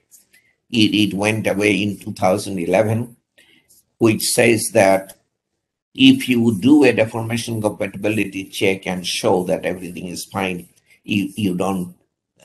Anyway, the option A under 21.13.6 is a bad option. It involves fudging of numbers, if you ask me. And although it is there in 31808, I would strongly advise you not to go there. That option has gone away, and for the right reason. That option we had to put in to get the whole thing approved. Some members insisted on a way out, and that provided a way out. And I don't want you to take a way out. Go by option B. Okay. Now columns. Members subject to bending and axial loads. Okay. So columns have axial load exceeding 1/10 S sub GF sub C prime. Dimensional limitations are shortest cross-sectional dimension, 12 inches. So a column of a special moment frame cannot have a dimension smaller than 12 inches. In many parts of the world, this is a how should I say, they cannot even conceive a column that big. They like 6-inch, 8-inch columns, and but this is a very necessary requirement. I think ACI has it exactly right. Anyway, so if it is a special moment frame column, minimum dimension is 12 inches. Ratio of shortest, so the long side to short side ratio cannot be any higher than 2.5. Long side to short side ratio cannot be any larger than 2.5. If you violate that limitation, if the longer side is more than 2.5 times the shorter side, does not mean that the member cannot be part of the seismic force resisting system. All it means is that it is not a column. It is now a wall and has to be designed as a wall. Okay. Strong column, weak beam requirement. It came up in discussion yesterday when there was a question about a tube. This is an extremely important requirement that has been with us since San Fernando, 73 UBC is when this was introduced. Now, first thing I want to point out is if it is a 3D frame, the strong column weak beam requirement will be checked on the plane of the screen and then perpendicular to the screen. Okay, so on the plane of the screen and perpendicular to the screen. And then unless everything is symmetric, side sway to the right will not be the same as side sway to the left. So we are talking about 4 different checks potentially. Be that as it may, the requirement is that the nominal moment strengths, we go with nominal these days. The combined nominal moment strengths of the columns meeting at a joint shall be at least 120% of the combined flexural strengths of the beams meeting at the same joint. The columns have to be stronger.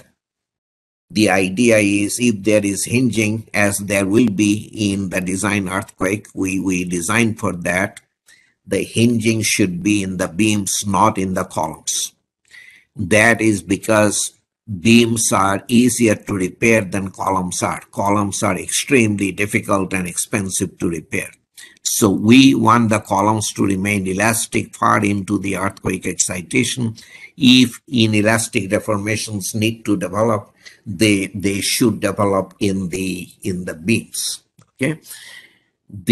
The moment strengths are now at the faces of the joint. So moments at faces of joint corresponding to nominal flexural strengths of the columns and the girders. So in other words, we do the check in terms of nominal moment strengths at the faces of the joint. Okay, this is important because there was a time when we used to do that check with design moment strengths and it used to be at the center line of the joint. Yeah, so nominal moment strengths and at the faces of the members. For columns, this is also important. So strong column, weak beam.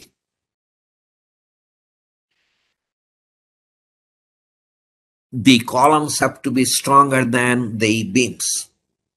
So when we talk about column flexural strength, we would rather underestimate the column flexural strength.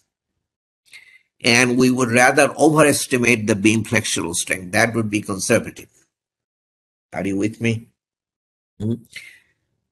So strong column, weak beam. We want the columns to be stronger than the beams. So when we calculate column flexural strength, we would rather underestimate it. And when we calculate beam flexural strength, we would rather overestimate it. So column flexural strength depends on the axial load sitting on the column. We have 2 seismic load combinations, additive load combination, counteractive load combination. Let us say the additive load combination gives you P sub U2 as the axial load on the column, and the counteractive gives you P sub U1. The moment strength corresponding to P sub U2 is M sub N2. The moment strength corresponding to P sub U1 is M sub N1. You shall use M sub N1 when you do your strong column weak beam check. The smaller of the 2 moments, you want to underestimate flexural strength of the column. Beams, you remember the effective flange width. The top reinforcement that sits in that effective flange width will contribute to the moment strength of the beam, and you must recognize that contribution. Because remember, we want to overestimate flexural strength of the beam. If we underestimate the beam column flexural strength, overestimate the beam flexural strength. So do include the contribution of the slab top reinforcement within the effective depth to the moment strength of the beam. Okay, longitudinal reinforcement in columns. Minimum 1%, maximum 6%. The minimum 1% I am sure I discussed in concrete design becomes 0.5% because the limitation, like you can go with 1% of the required section, not the section when the column is larger than required, which it always is in the upper portions of a multi-story building.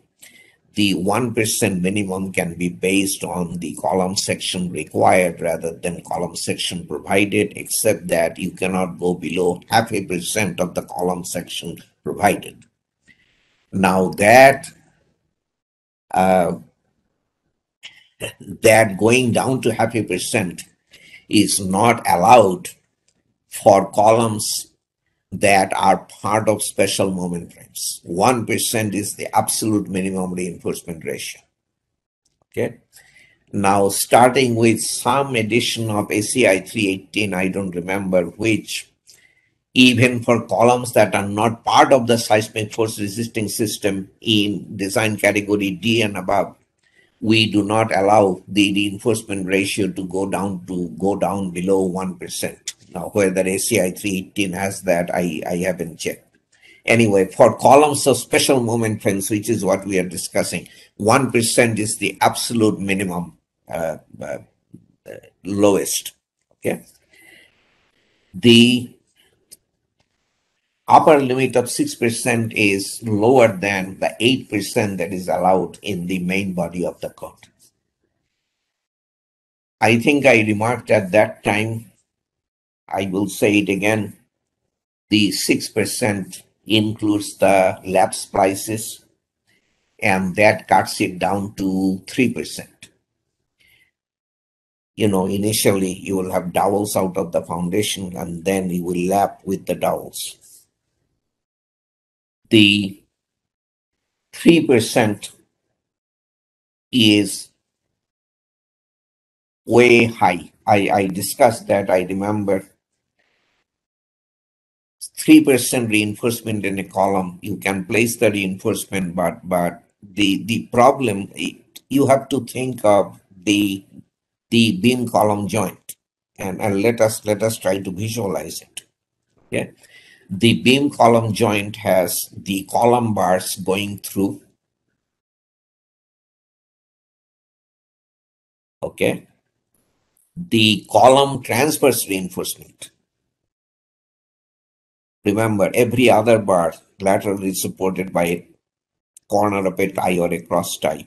That transverse reinforcement has to continue from the lower column into the upper column through the joint. That is not discontinued at the soffit of the beam. It goes through the joint. So visualize that.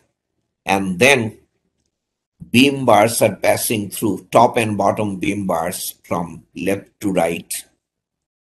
And then another set of top and bottom beam bars are passing through from the beam that is going from front to back. Three-dimensional. We have beams running in two orthogonal directions.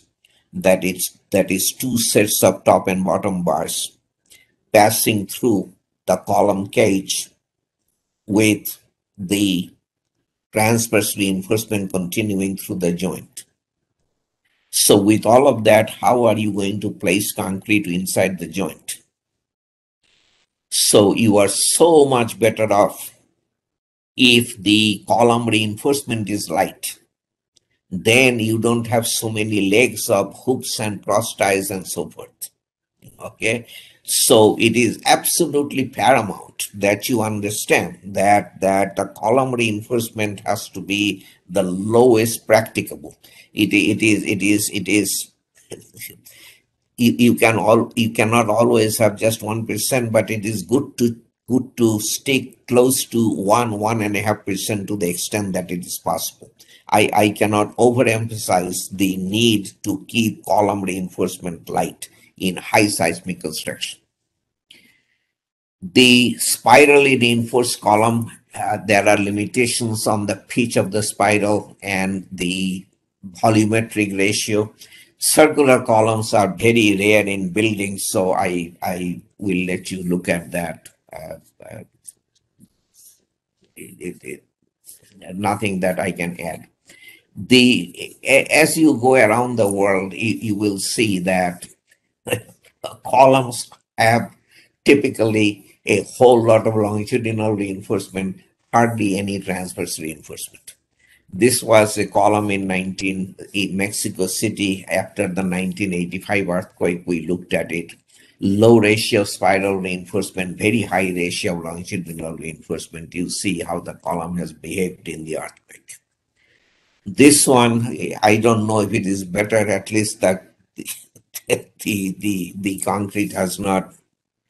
It looks a little better than the other one, but this is not a redeemable situation. This column has to be removed and replaced or whatever, you know. So same thing. A lot of longitudinal steel, not enough transverse reinforcement. Okay, this figure I have shown you already. There is not a whole lot to add except something very important. Outside of the region of potential plastic hinging, which is defined here, the length shall be the largest of the larger plan dimension, clear span divided by 6 or 450 millimeters. Okay. Outside of that,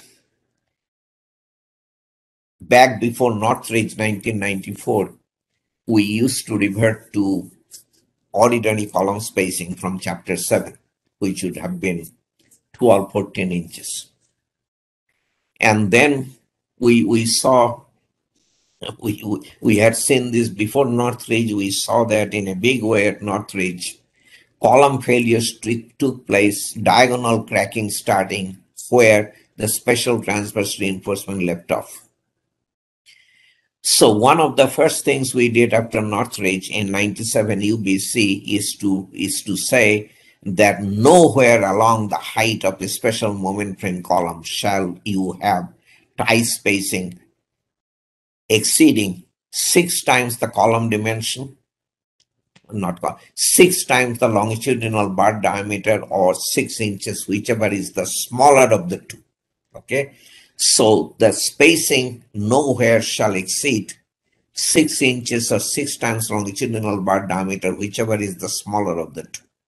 This again is a very, very good thing we have done, but this is pretty tough. I hope you understand. No more than 6-inch spacing anywhere along the height of a special moment frame column. Okay, this is as opposed to the 12, 14 inches we are used to. So okay, so this is detailing of special moment frame columns. This has been mentioned already. Every other bar laterally supported by a corner of a tie or a cross tie. The maximum distance center to center between any two supported bars 14 inches, and the clear spacing between a supported bar and an unsupported bar 6 inches. Okay. So there may be other details that I'm not thinking of. The S sub X in the spacing, I said it is between 4 and 6 inches, and that is given by this expression. The S sub X at one point has become S sub 0, I guess. I don't know. Anyhow, so, okay.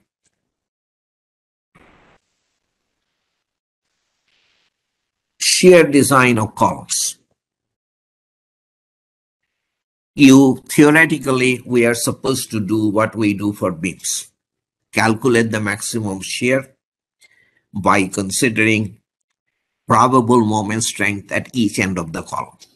Okay, so we can take a clockwise moment at the top, a clockwise moment at the bottom, divide by the span. Each case, it is the probable moment strength. Or we can take a counterclockwise at the top, counterclockwise at the bottom, divide by the length. Whichever gives us the largest shear is the column shear. Now the point is, we have strong column, weak beam. A column cannot develop a bending moment larger than what the beam brings onto the column. So because of strong column, weak beam,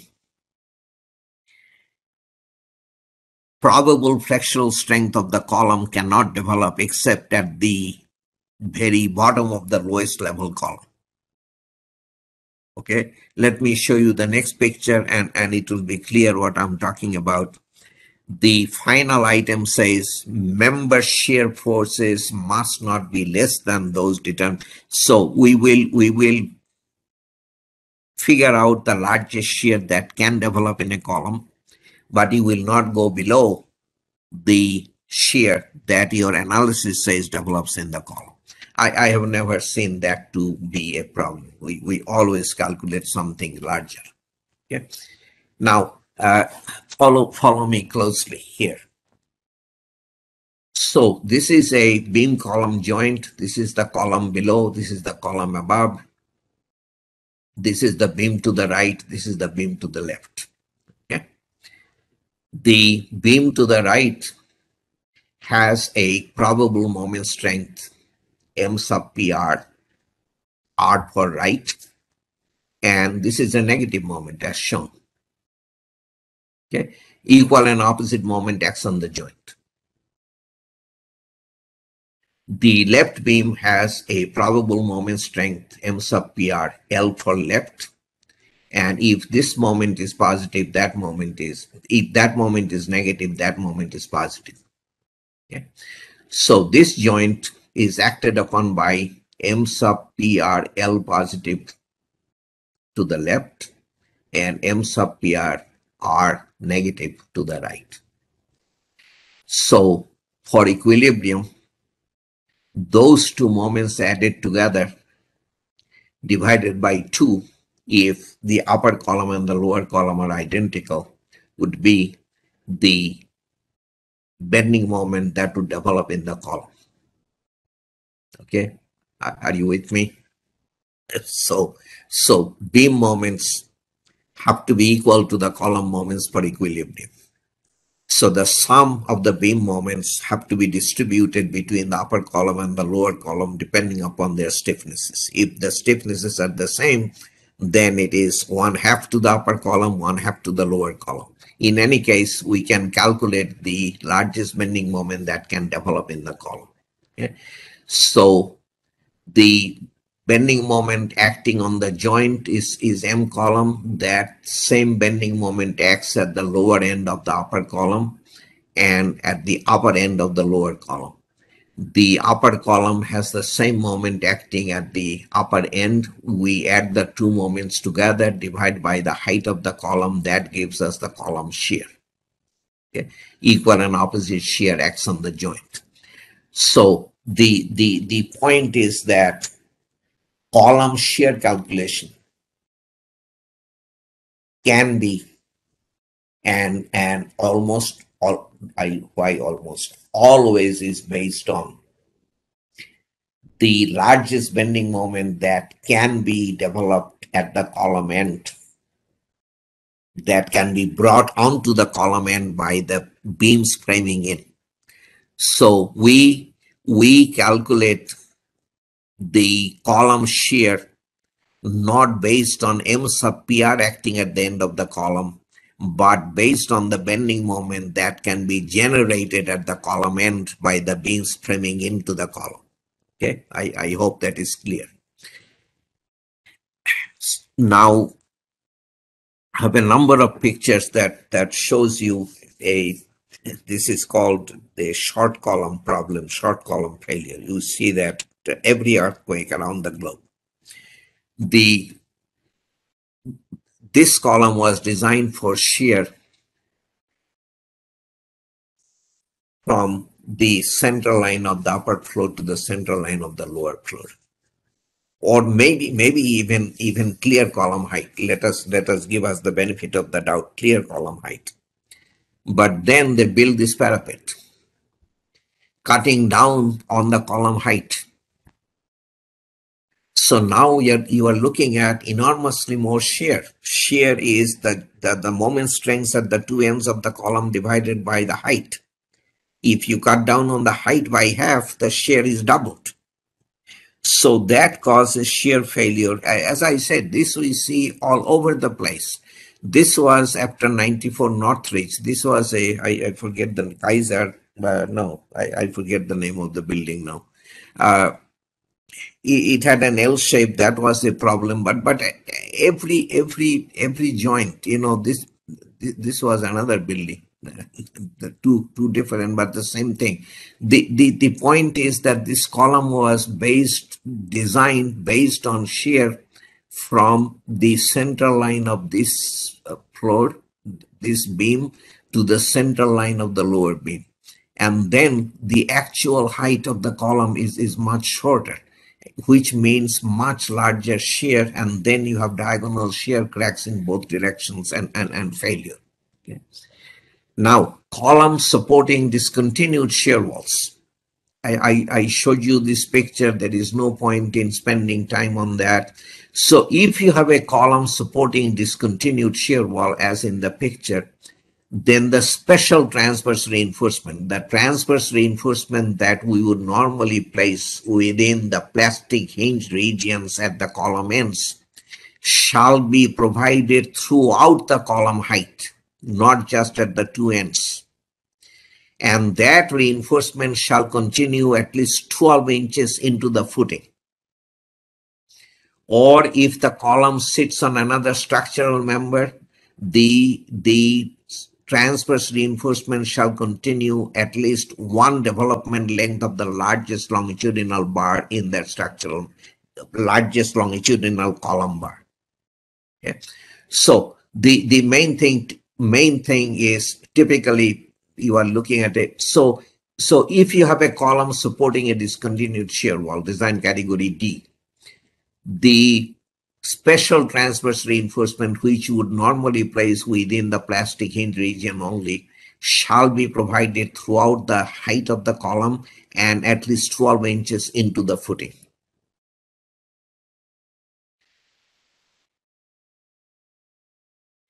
If you have an intermediate moment frame column supporting discontinued shear wall, your design category is C, not D. Same concept applies. Whatever you would have provided in the plastic hinge region shall be provided throughout the height. But the difference is, in the case of the special moment frame, the spacing is now 2.5 or 3 inches. In the case of the intermediate moment frame, the spacing required would be 8 or 9 inches. Okay, so it's the same principle, but obviously not the same reinforcement. So this is transverse reinforcement in an intermediate moment frame. We consider the same region of potential plastic hinging. Within that, we have to have closely spaced closed hoops.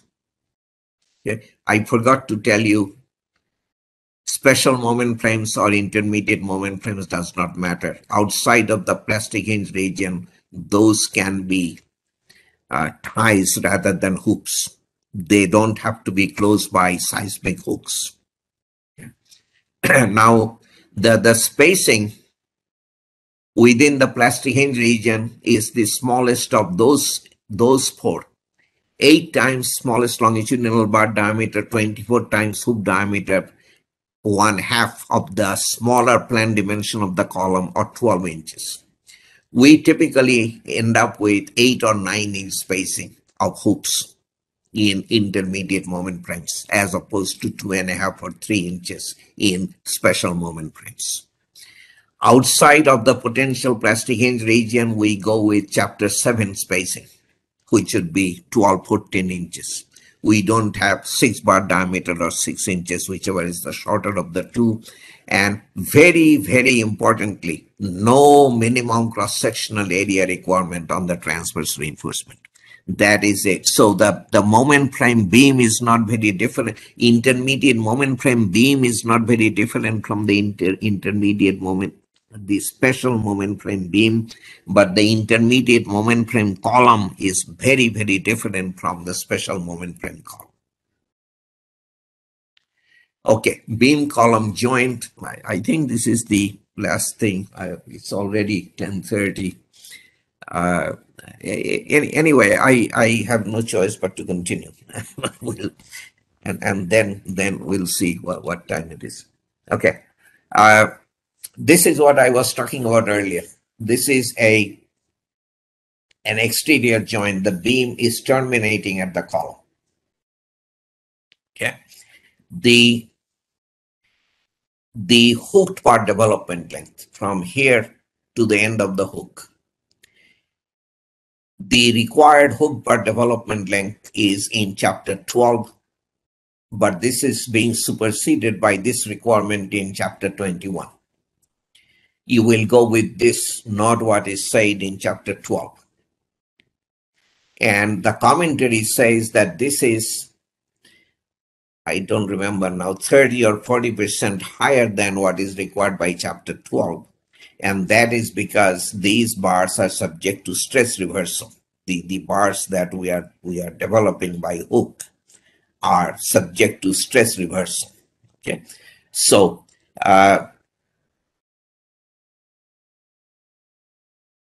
now hooked bar development length, and then it says, the text says, if you have top bars, remember top bars are bars that have at least 12 inches of concrete cast in one lift underneath the bar.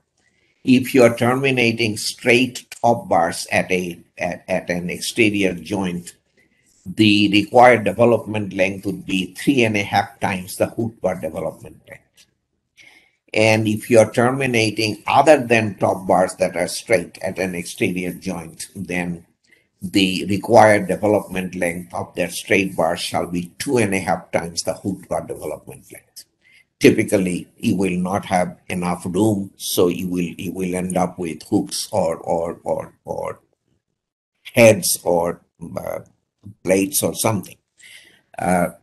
Okay, when beam bars are simply passing through an interior column, I don't know if you have ever thought about these things. This beam bar is in tension at this face of the column. The same bar is in compression at this face of the column. Here, it is negative bending moment. The positive reinforcement is in tension. Here, it is positive bending moment. The top bar is in compression. So the stress in the bar changes from compression to tension within the narrow confine of the column.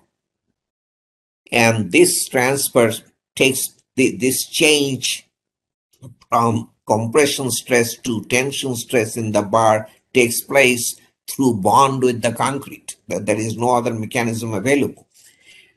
So that tells you that there is probability actually of considerable bond slip within the beam column joint.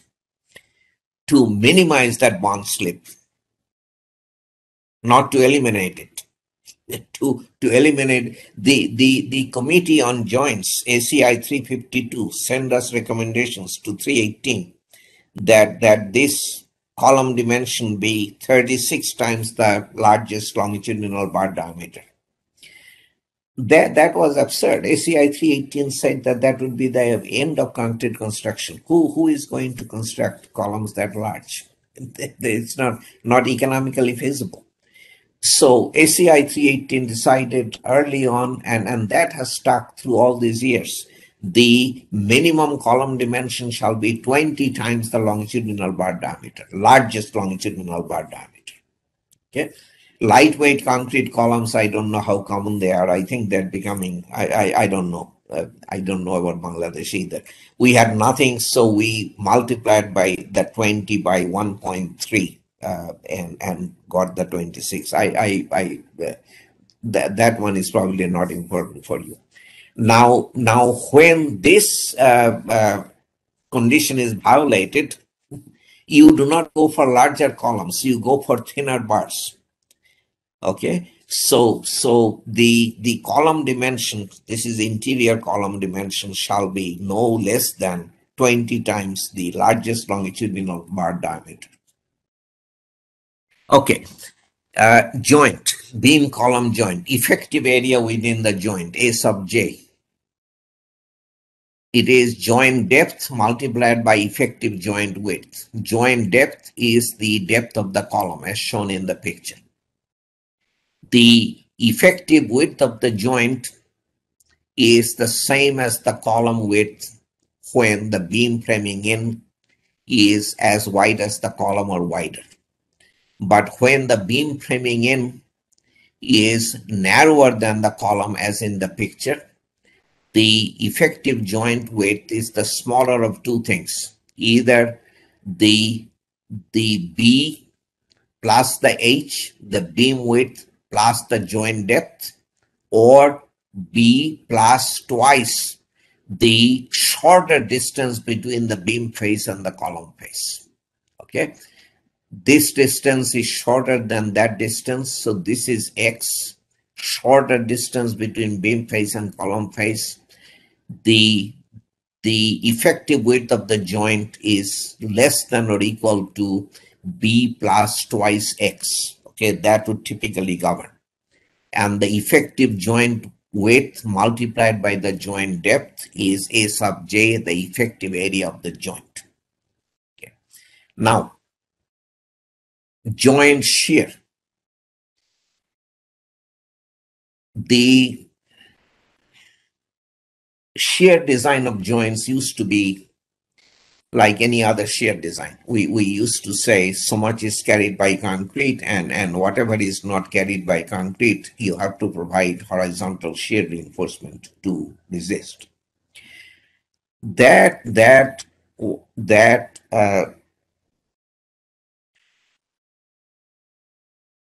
shear design was discontinued. I don't remember. I don't remember editions anymore. That was way early, 83. Anyway, quite some time ago. Based on Jim Jirsa's research, we said that that is not the way to go. The fact of the matter is, when you provide transverse reinforcement within a joint, the shear strength goes up, but only up to a point, not beyond a point. If you keep on adding transverse reinforcement, the shear strength at one point levels off. You keep on adding transverse reinforcement, the shear strength of the joint simply doesn't go up anymore.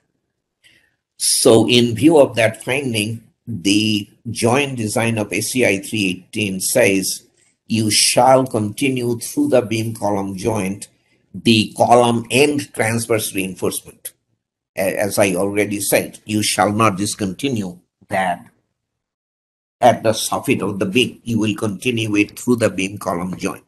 And as long as you have provided that prescribed amount of reinforcement, transverse reinforcement within the joint, your joint is good for so much shear strength. Okay, adding more transverse reinforcement will not do you any good. So so let us look at where joint shear comes from. So shear here will be this tension force, the tension in the top reinforcement of the right beam, and you can see that we have taken the stress at 125% of F sub y. This is based on probable strength. So shear here is the tension in the top reinforcement of the right beam.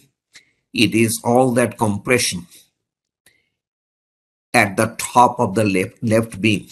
But all that compression in the concrete and in the reinforcement is equal to the tension in the bottom reinforcement of the left beam. For equilibrium, the compression has to be equal to the tension.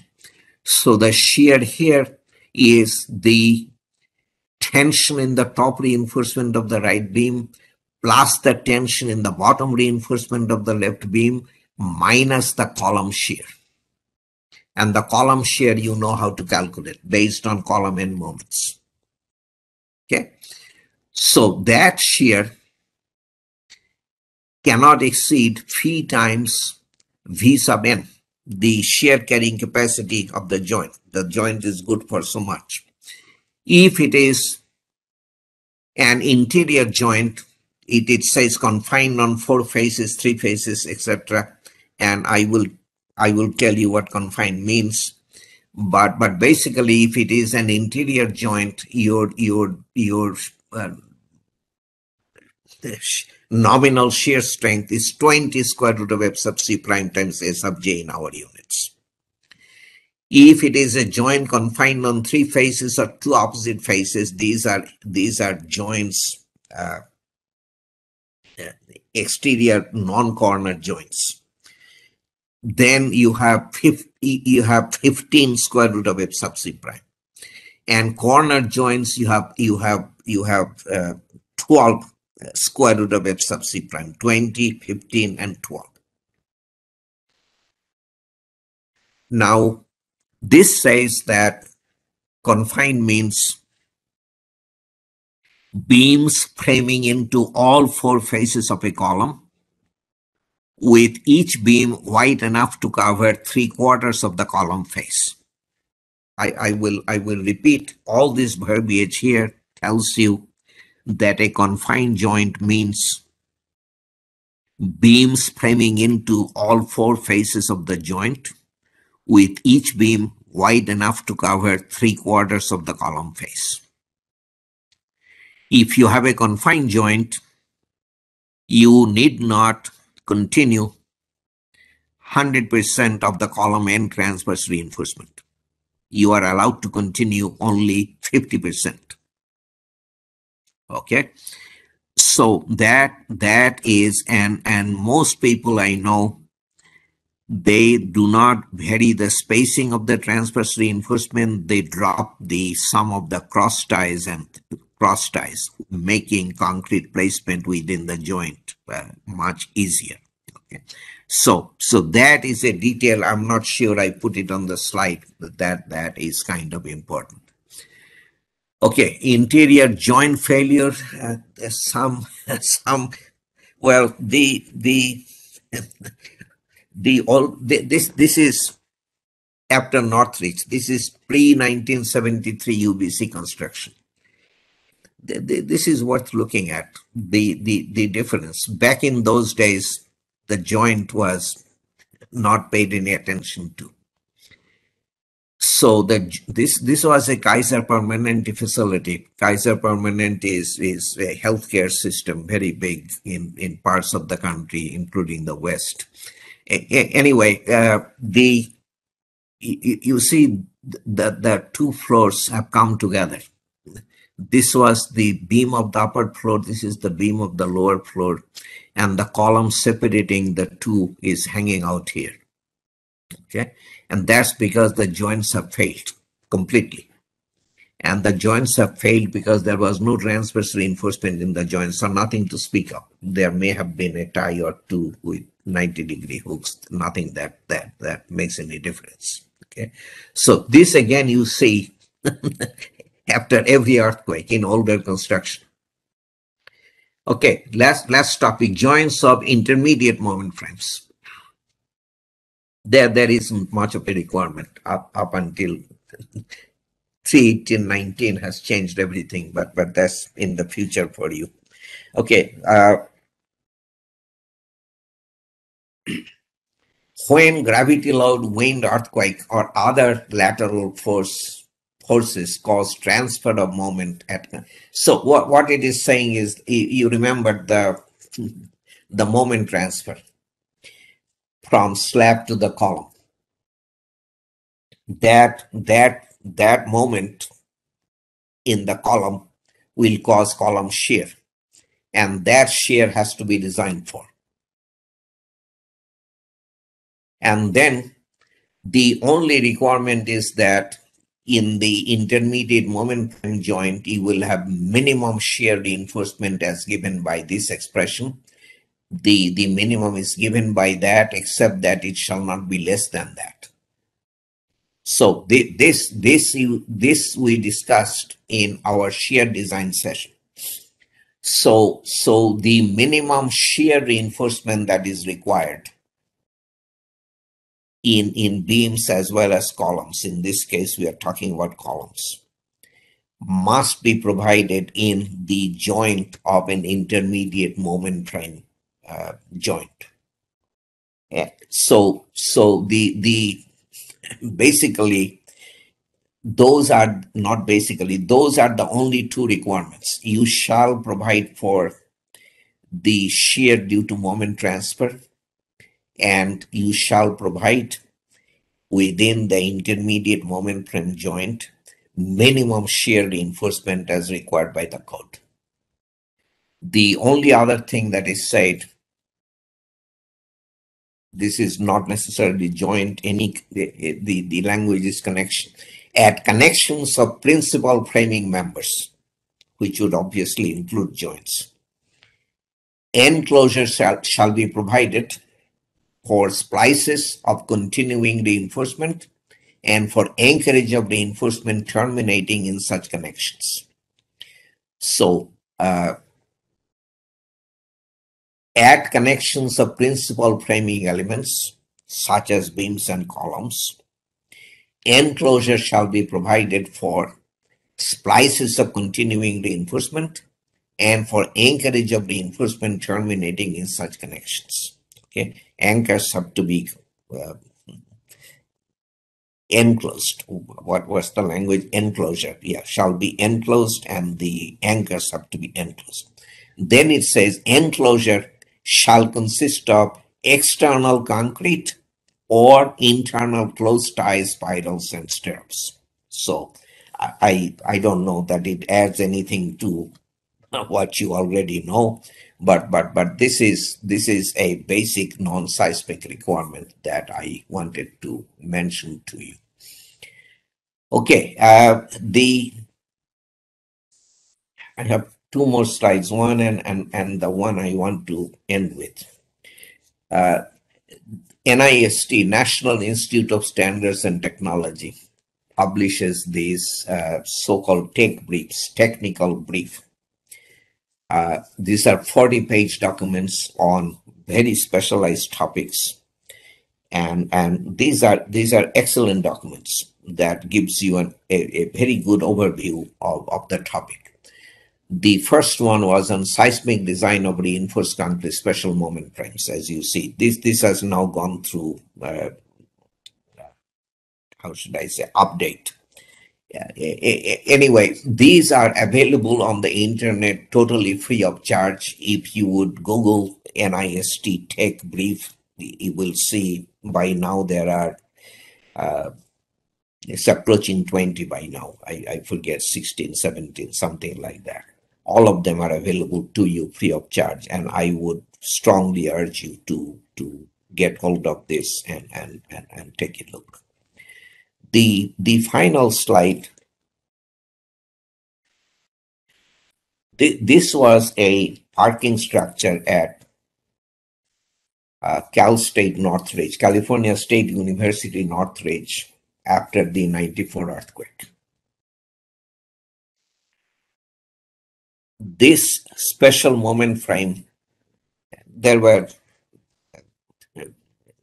was a very interestingly constructed moment frame, but I wouldn't go into that, time is short.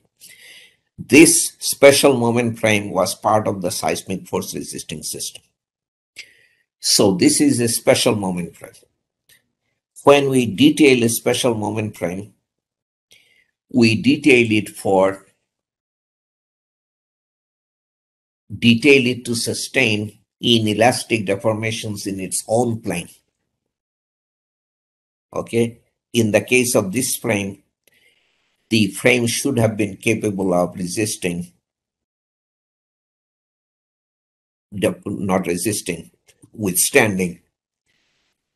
deformations in the left to right direction or right to left direction. Here in the earthquake, for reasons I wouldn't go into, the special moment frames have undergone out of plane displacements of several feet. And look at the frame. You know, it has cracked, but that's about all that has happened. Nothing, no piece has thrown, not the frame is in, I don't want to say in good shape, but it definitely, the frame itself has held together admirably. So all these rules that we went over, that are the result of learning from many earthquake experiences. I can assure you that they give you structures that perform. I mean, there is a huge difference between pre-1973 concrete and the concrete we are building today. It's incredible difference. And I personally have absolute confidence in what we are building today, provided you comply with the code. That is a big thing. You have to be in compliance with the code. All these rules have been placed in there for reasons, and you cannot just ignore them. Okay. Yeah, thank you very much. I'm sorry about the time. I didn't expect to go over today. Anyway, we have 10 minutes of regulation time. I'll be willing to stay beyond. So let's have questions. Thanks, Dr. Ghosh. So today, actually, we have a lot of questions, and I was unable to get to them because there was an issue with yesterday's quiz that I had to fix instantly, Okay. and I was doing that. So yeah, yesterday the quizzes like there was a problem with submission. I have fixed that issue. So if you go back and submit the quiz, it will submit now. Yeah. So let's go. We don't have a lot of time, Dr. Ghosh, so let's Nine. just go over. Uh, Let's do what we can. yeah, yeah, yeah. So I'll go from the top.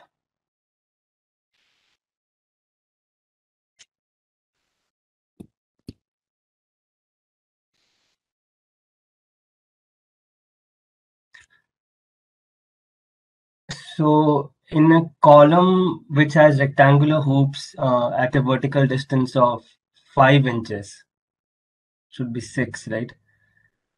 Is the vertical spacing also applicable for cross ties, which are 90-degree hooks?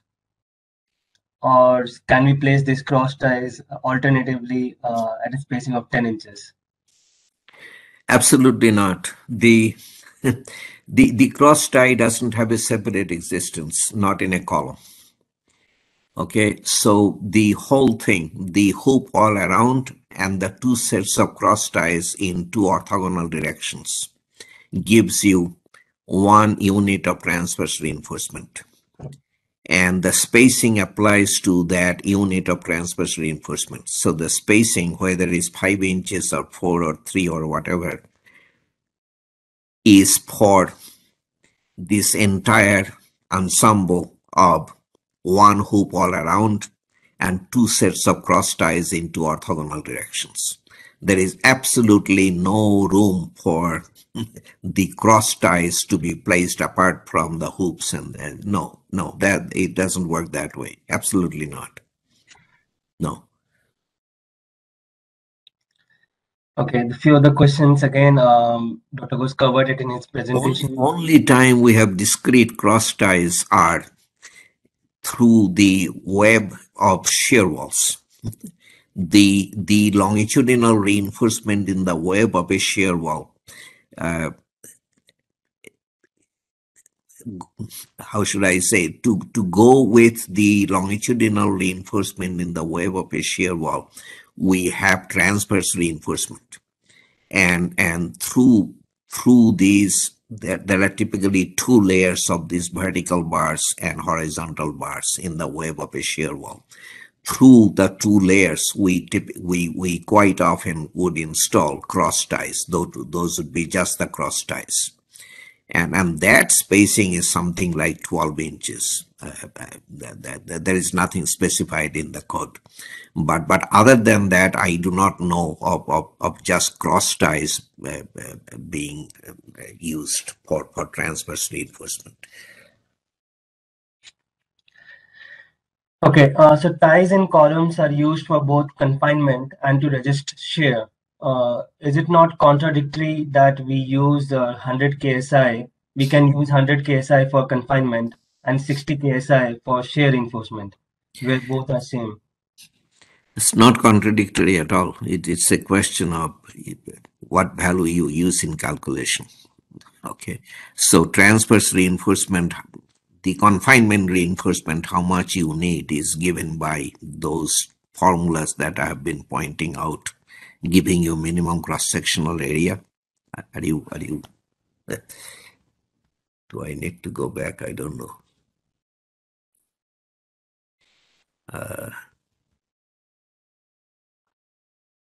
Okay, here. No.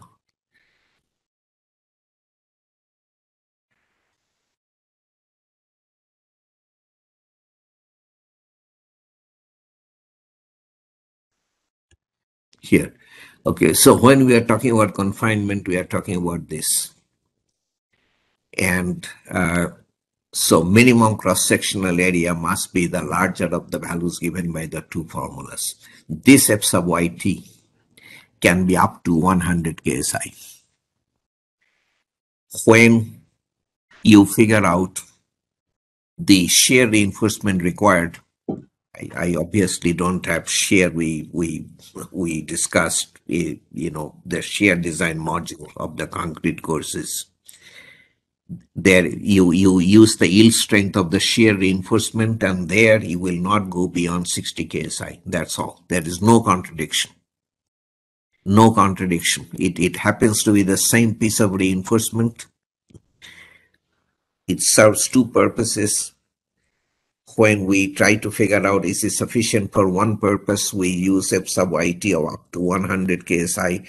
When we try to figure out is it sufficient for the other purpose, we use f sub yt of 60 ksi. There is no contradiction that I see. Okay. Is there any limitation on beam depth? I mean, is there any minimum depth of beam of which can I provide a beam of which has a depth equal to slab thickness? Is it permitted? Read the whole thing again. Is there any limitation on beam depth? And can I provide a beam with the depth equal to slab thickness? If you provide a beam equal to slab thickness, then you have a flat plate. You don't have a beam. Okay. There is no. Is there a minimum depth? Let me.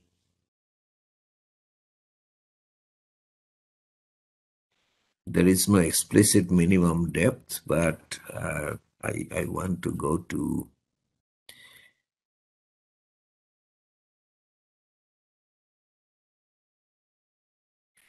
the here. Okay, so width to depth ratio of the beam is larger than or equal to 0.3. Does that tell you anything? Or so the other way around, the depth of the beam has to be no more than 3.33 times the width. Okay, that doesn't give you a minimum. Yeah, I do not know what to tell you. There is no minimum. If you want the beam not to stick down below the slab, you don't have a beam. You have a flat plate, and that I'm sure of. Okay. Now, can you just stick out a couple inches? I wouldn't do it. It is not, not the code cannot be explicit about everything. But when we say beam column frame, we mean an actual beam that a very shallow beam I don't know. How is a 5-inch deep beam going to act as a beam? Well, where does the moment capacity comes from? The effective depth is very shallow. So I do not exactly know what you are thinking of. No, there is no explicit lower limit on the depth, but if you ask me, it has to be a good faith beam, not something you are trying to manipulate your way into. So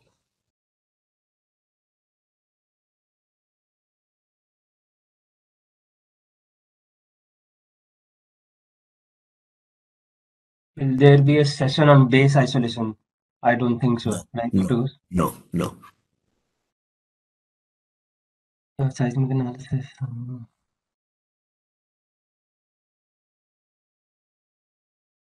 What are the effective remedial actions to prevent short column failure of RCC building? Read that again. What are the effective remedial actions to prevent short column failure of RCC building? That's if you're talking about existing buildings, I do not know. That will have to depend on that will have to be case by case. If you're talking about a new building, it is very simple. You have to figure out the actual height of the column in service. So it is the actual clear height of the column that will govern the shear that develops in the column. Okay. If you have an existing building dating God knows when, there is no general thing that anyone can tell you, not just me. You will have to deal with it existing buildings have to be dealt with on a case by case basis. You have to take a look, see what you have, and then see what you can realistically do. Sometimes there isn't anything you can realistically do other than raising the building. That does happen. So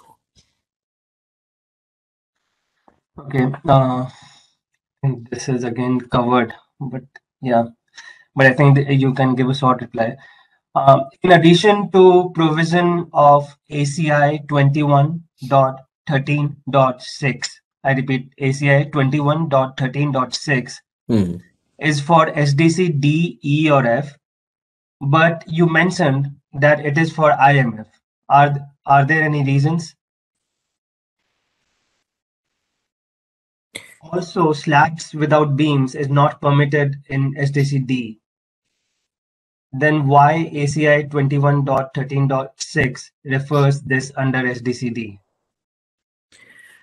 Okay, the second question is much easier. Okay, when I said repeatedly flat plate column frames are not allowed in seismic design category D buildings, I always say it as part of the seismic force resisting system.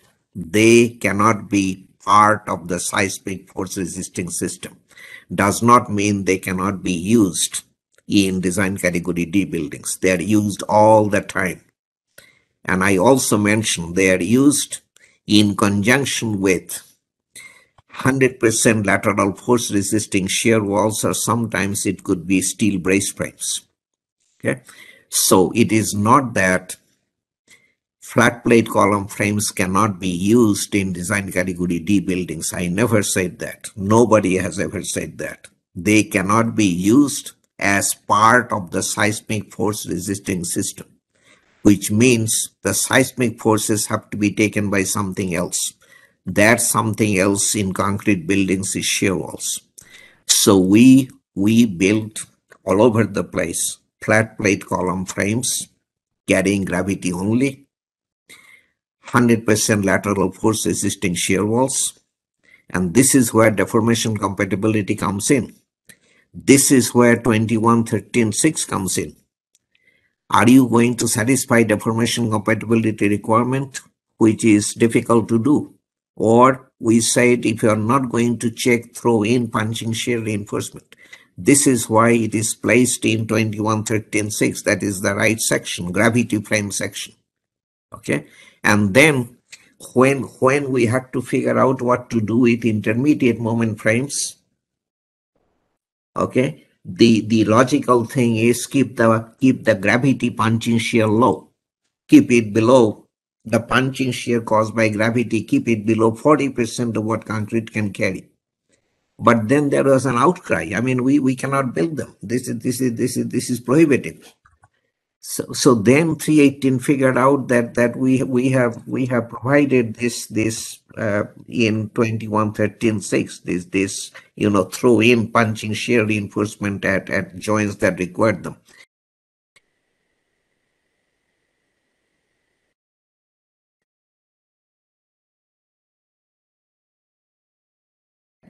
Three happened to reference 21.13.6. Okay, so that 21.13.6 was already available, and it looked like a very attractive alternative to living with a limit that was very, very stringent. So, but I emphasize, I never said that flat plate column frames cannot be used in design category D. No, they cannot be used as part of the seismic force resisting system. There is a huge difference between the two statements. Okay, there's a question related to, I think this I answered already, so skip this. Buffering issues. You have buffering issues, not. Yeah, if you have attended the session, you won't have a problem. So, okay. In ACI handbooks, flat plate example, there is a minimum unbalanced moment function of dead load and live load at subsequent panels. That is added with the 1.D plus 1.6L for punching shear calculation. We don't see it in your slides. Do we need that? Dr. Ghosh, are you aware of anything like that? You have to read the whole thing. In ACI handbooks, flat plate example, there is a minimum unbalanced moment, which is a function of dead load and live load at subsequent panels. That is used for punching shear calculation. But we don't see it in your slides. I don't understand it. I mean, when we did, so if it is a slab subject to gravity loading only, then the gravity loads that will cause bending moments are, there are two load combinations, 1.6D or 1.4 dead plus 1.7 live. Okay. And we did exactly that. If you look through the punching shear design example that we did, those were the load combinations we considered, unless my memory is failing me completely. Those were the load combinations considered. So when you say you don't see those in my whatever, I don't quite understand. But I will go further. When you bring wind or earthquakes into the picture, in let's say earthquakes, then the load combinations that you have to consider are 1.2 dead, 1.6 live, 1.2 dead, 0.5 live, in our case 0.2 snow, and 1.0 E, or 0.9 dead plus 1.0 E. Those are your load combinations. The shear will come from the additive load combination, 1.2 dead, 0.5 live, 0.2 snow. Okay, so that, and 1.0 earthquake, that is big seismic. So the shear that you have to design for will come from that load combination. And I don't think the ACI examples show anything different than what I have shown in the examples that were part of, you remember we did flexural design of flat plates one day, shear design of flat plates one day. It was the same example both days, and in that you will see that the two load combinations, 1.6D or 1.4D, or whatever. You see what I'm saying. Yeah. Okay, so the last question we'll take today. I mean, there are a lot of questions, but yeah, we've already passed time. Um, let me see.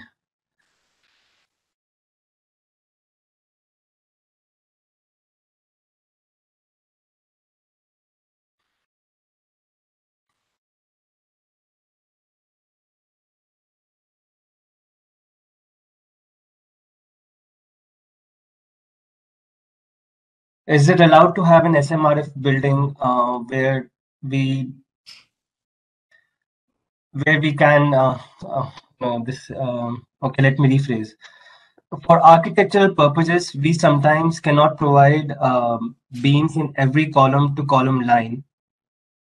Is it allowed in an SMRF building? Read that again. For architectural purposes, we sometimes cannot provide beams in every column to column line. Is it allowed in an SMRF structure?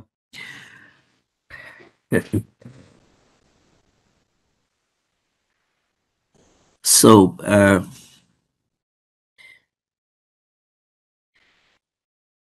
if you don't have beams between some columns, so those I don't know, without drawing picture is very difficult to explain.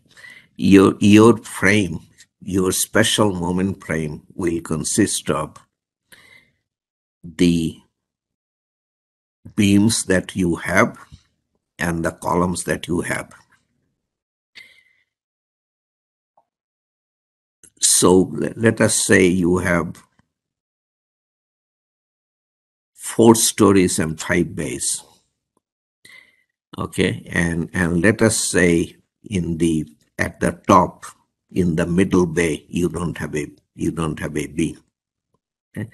So then your frame, the frame you're designing as part of the seismic force resisting system will be minus that beam. And then you are okay. What you have, what you don't have, if you don't count on it, you are all right. Now the problem is that if too many beams are missing, and you end up with columns that are 2 stories tall, that is a problem. But I don't think you are talking about no beam. Having no beams doesn't mean that you have nothing. You probably have the slab and no beam sticking out.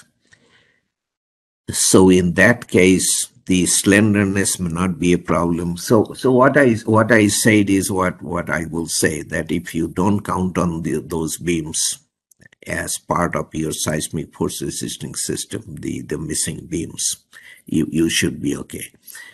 This is a general answer without looking at exactly what you have in mind. It's difficult to come up with a better answer, but nothing forces you to have beams between the columns at every column line. That is not required. No, that is not that is not the intent. Okay, Dr. Ghosh. So I think, yeah, we will end today's session here. It's already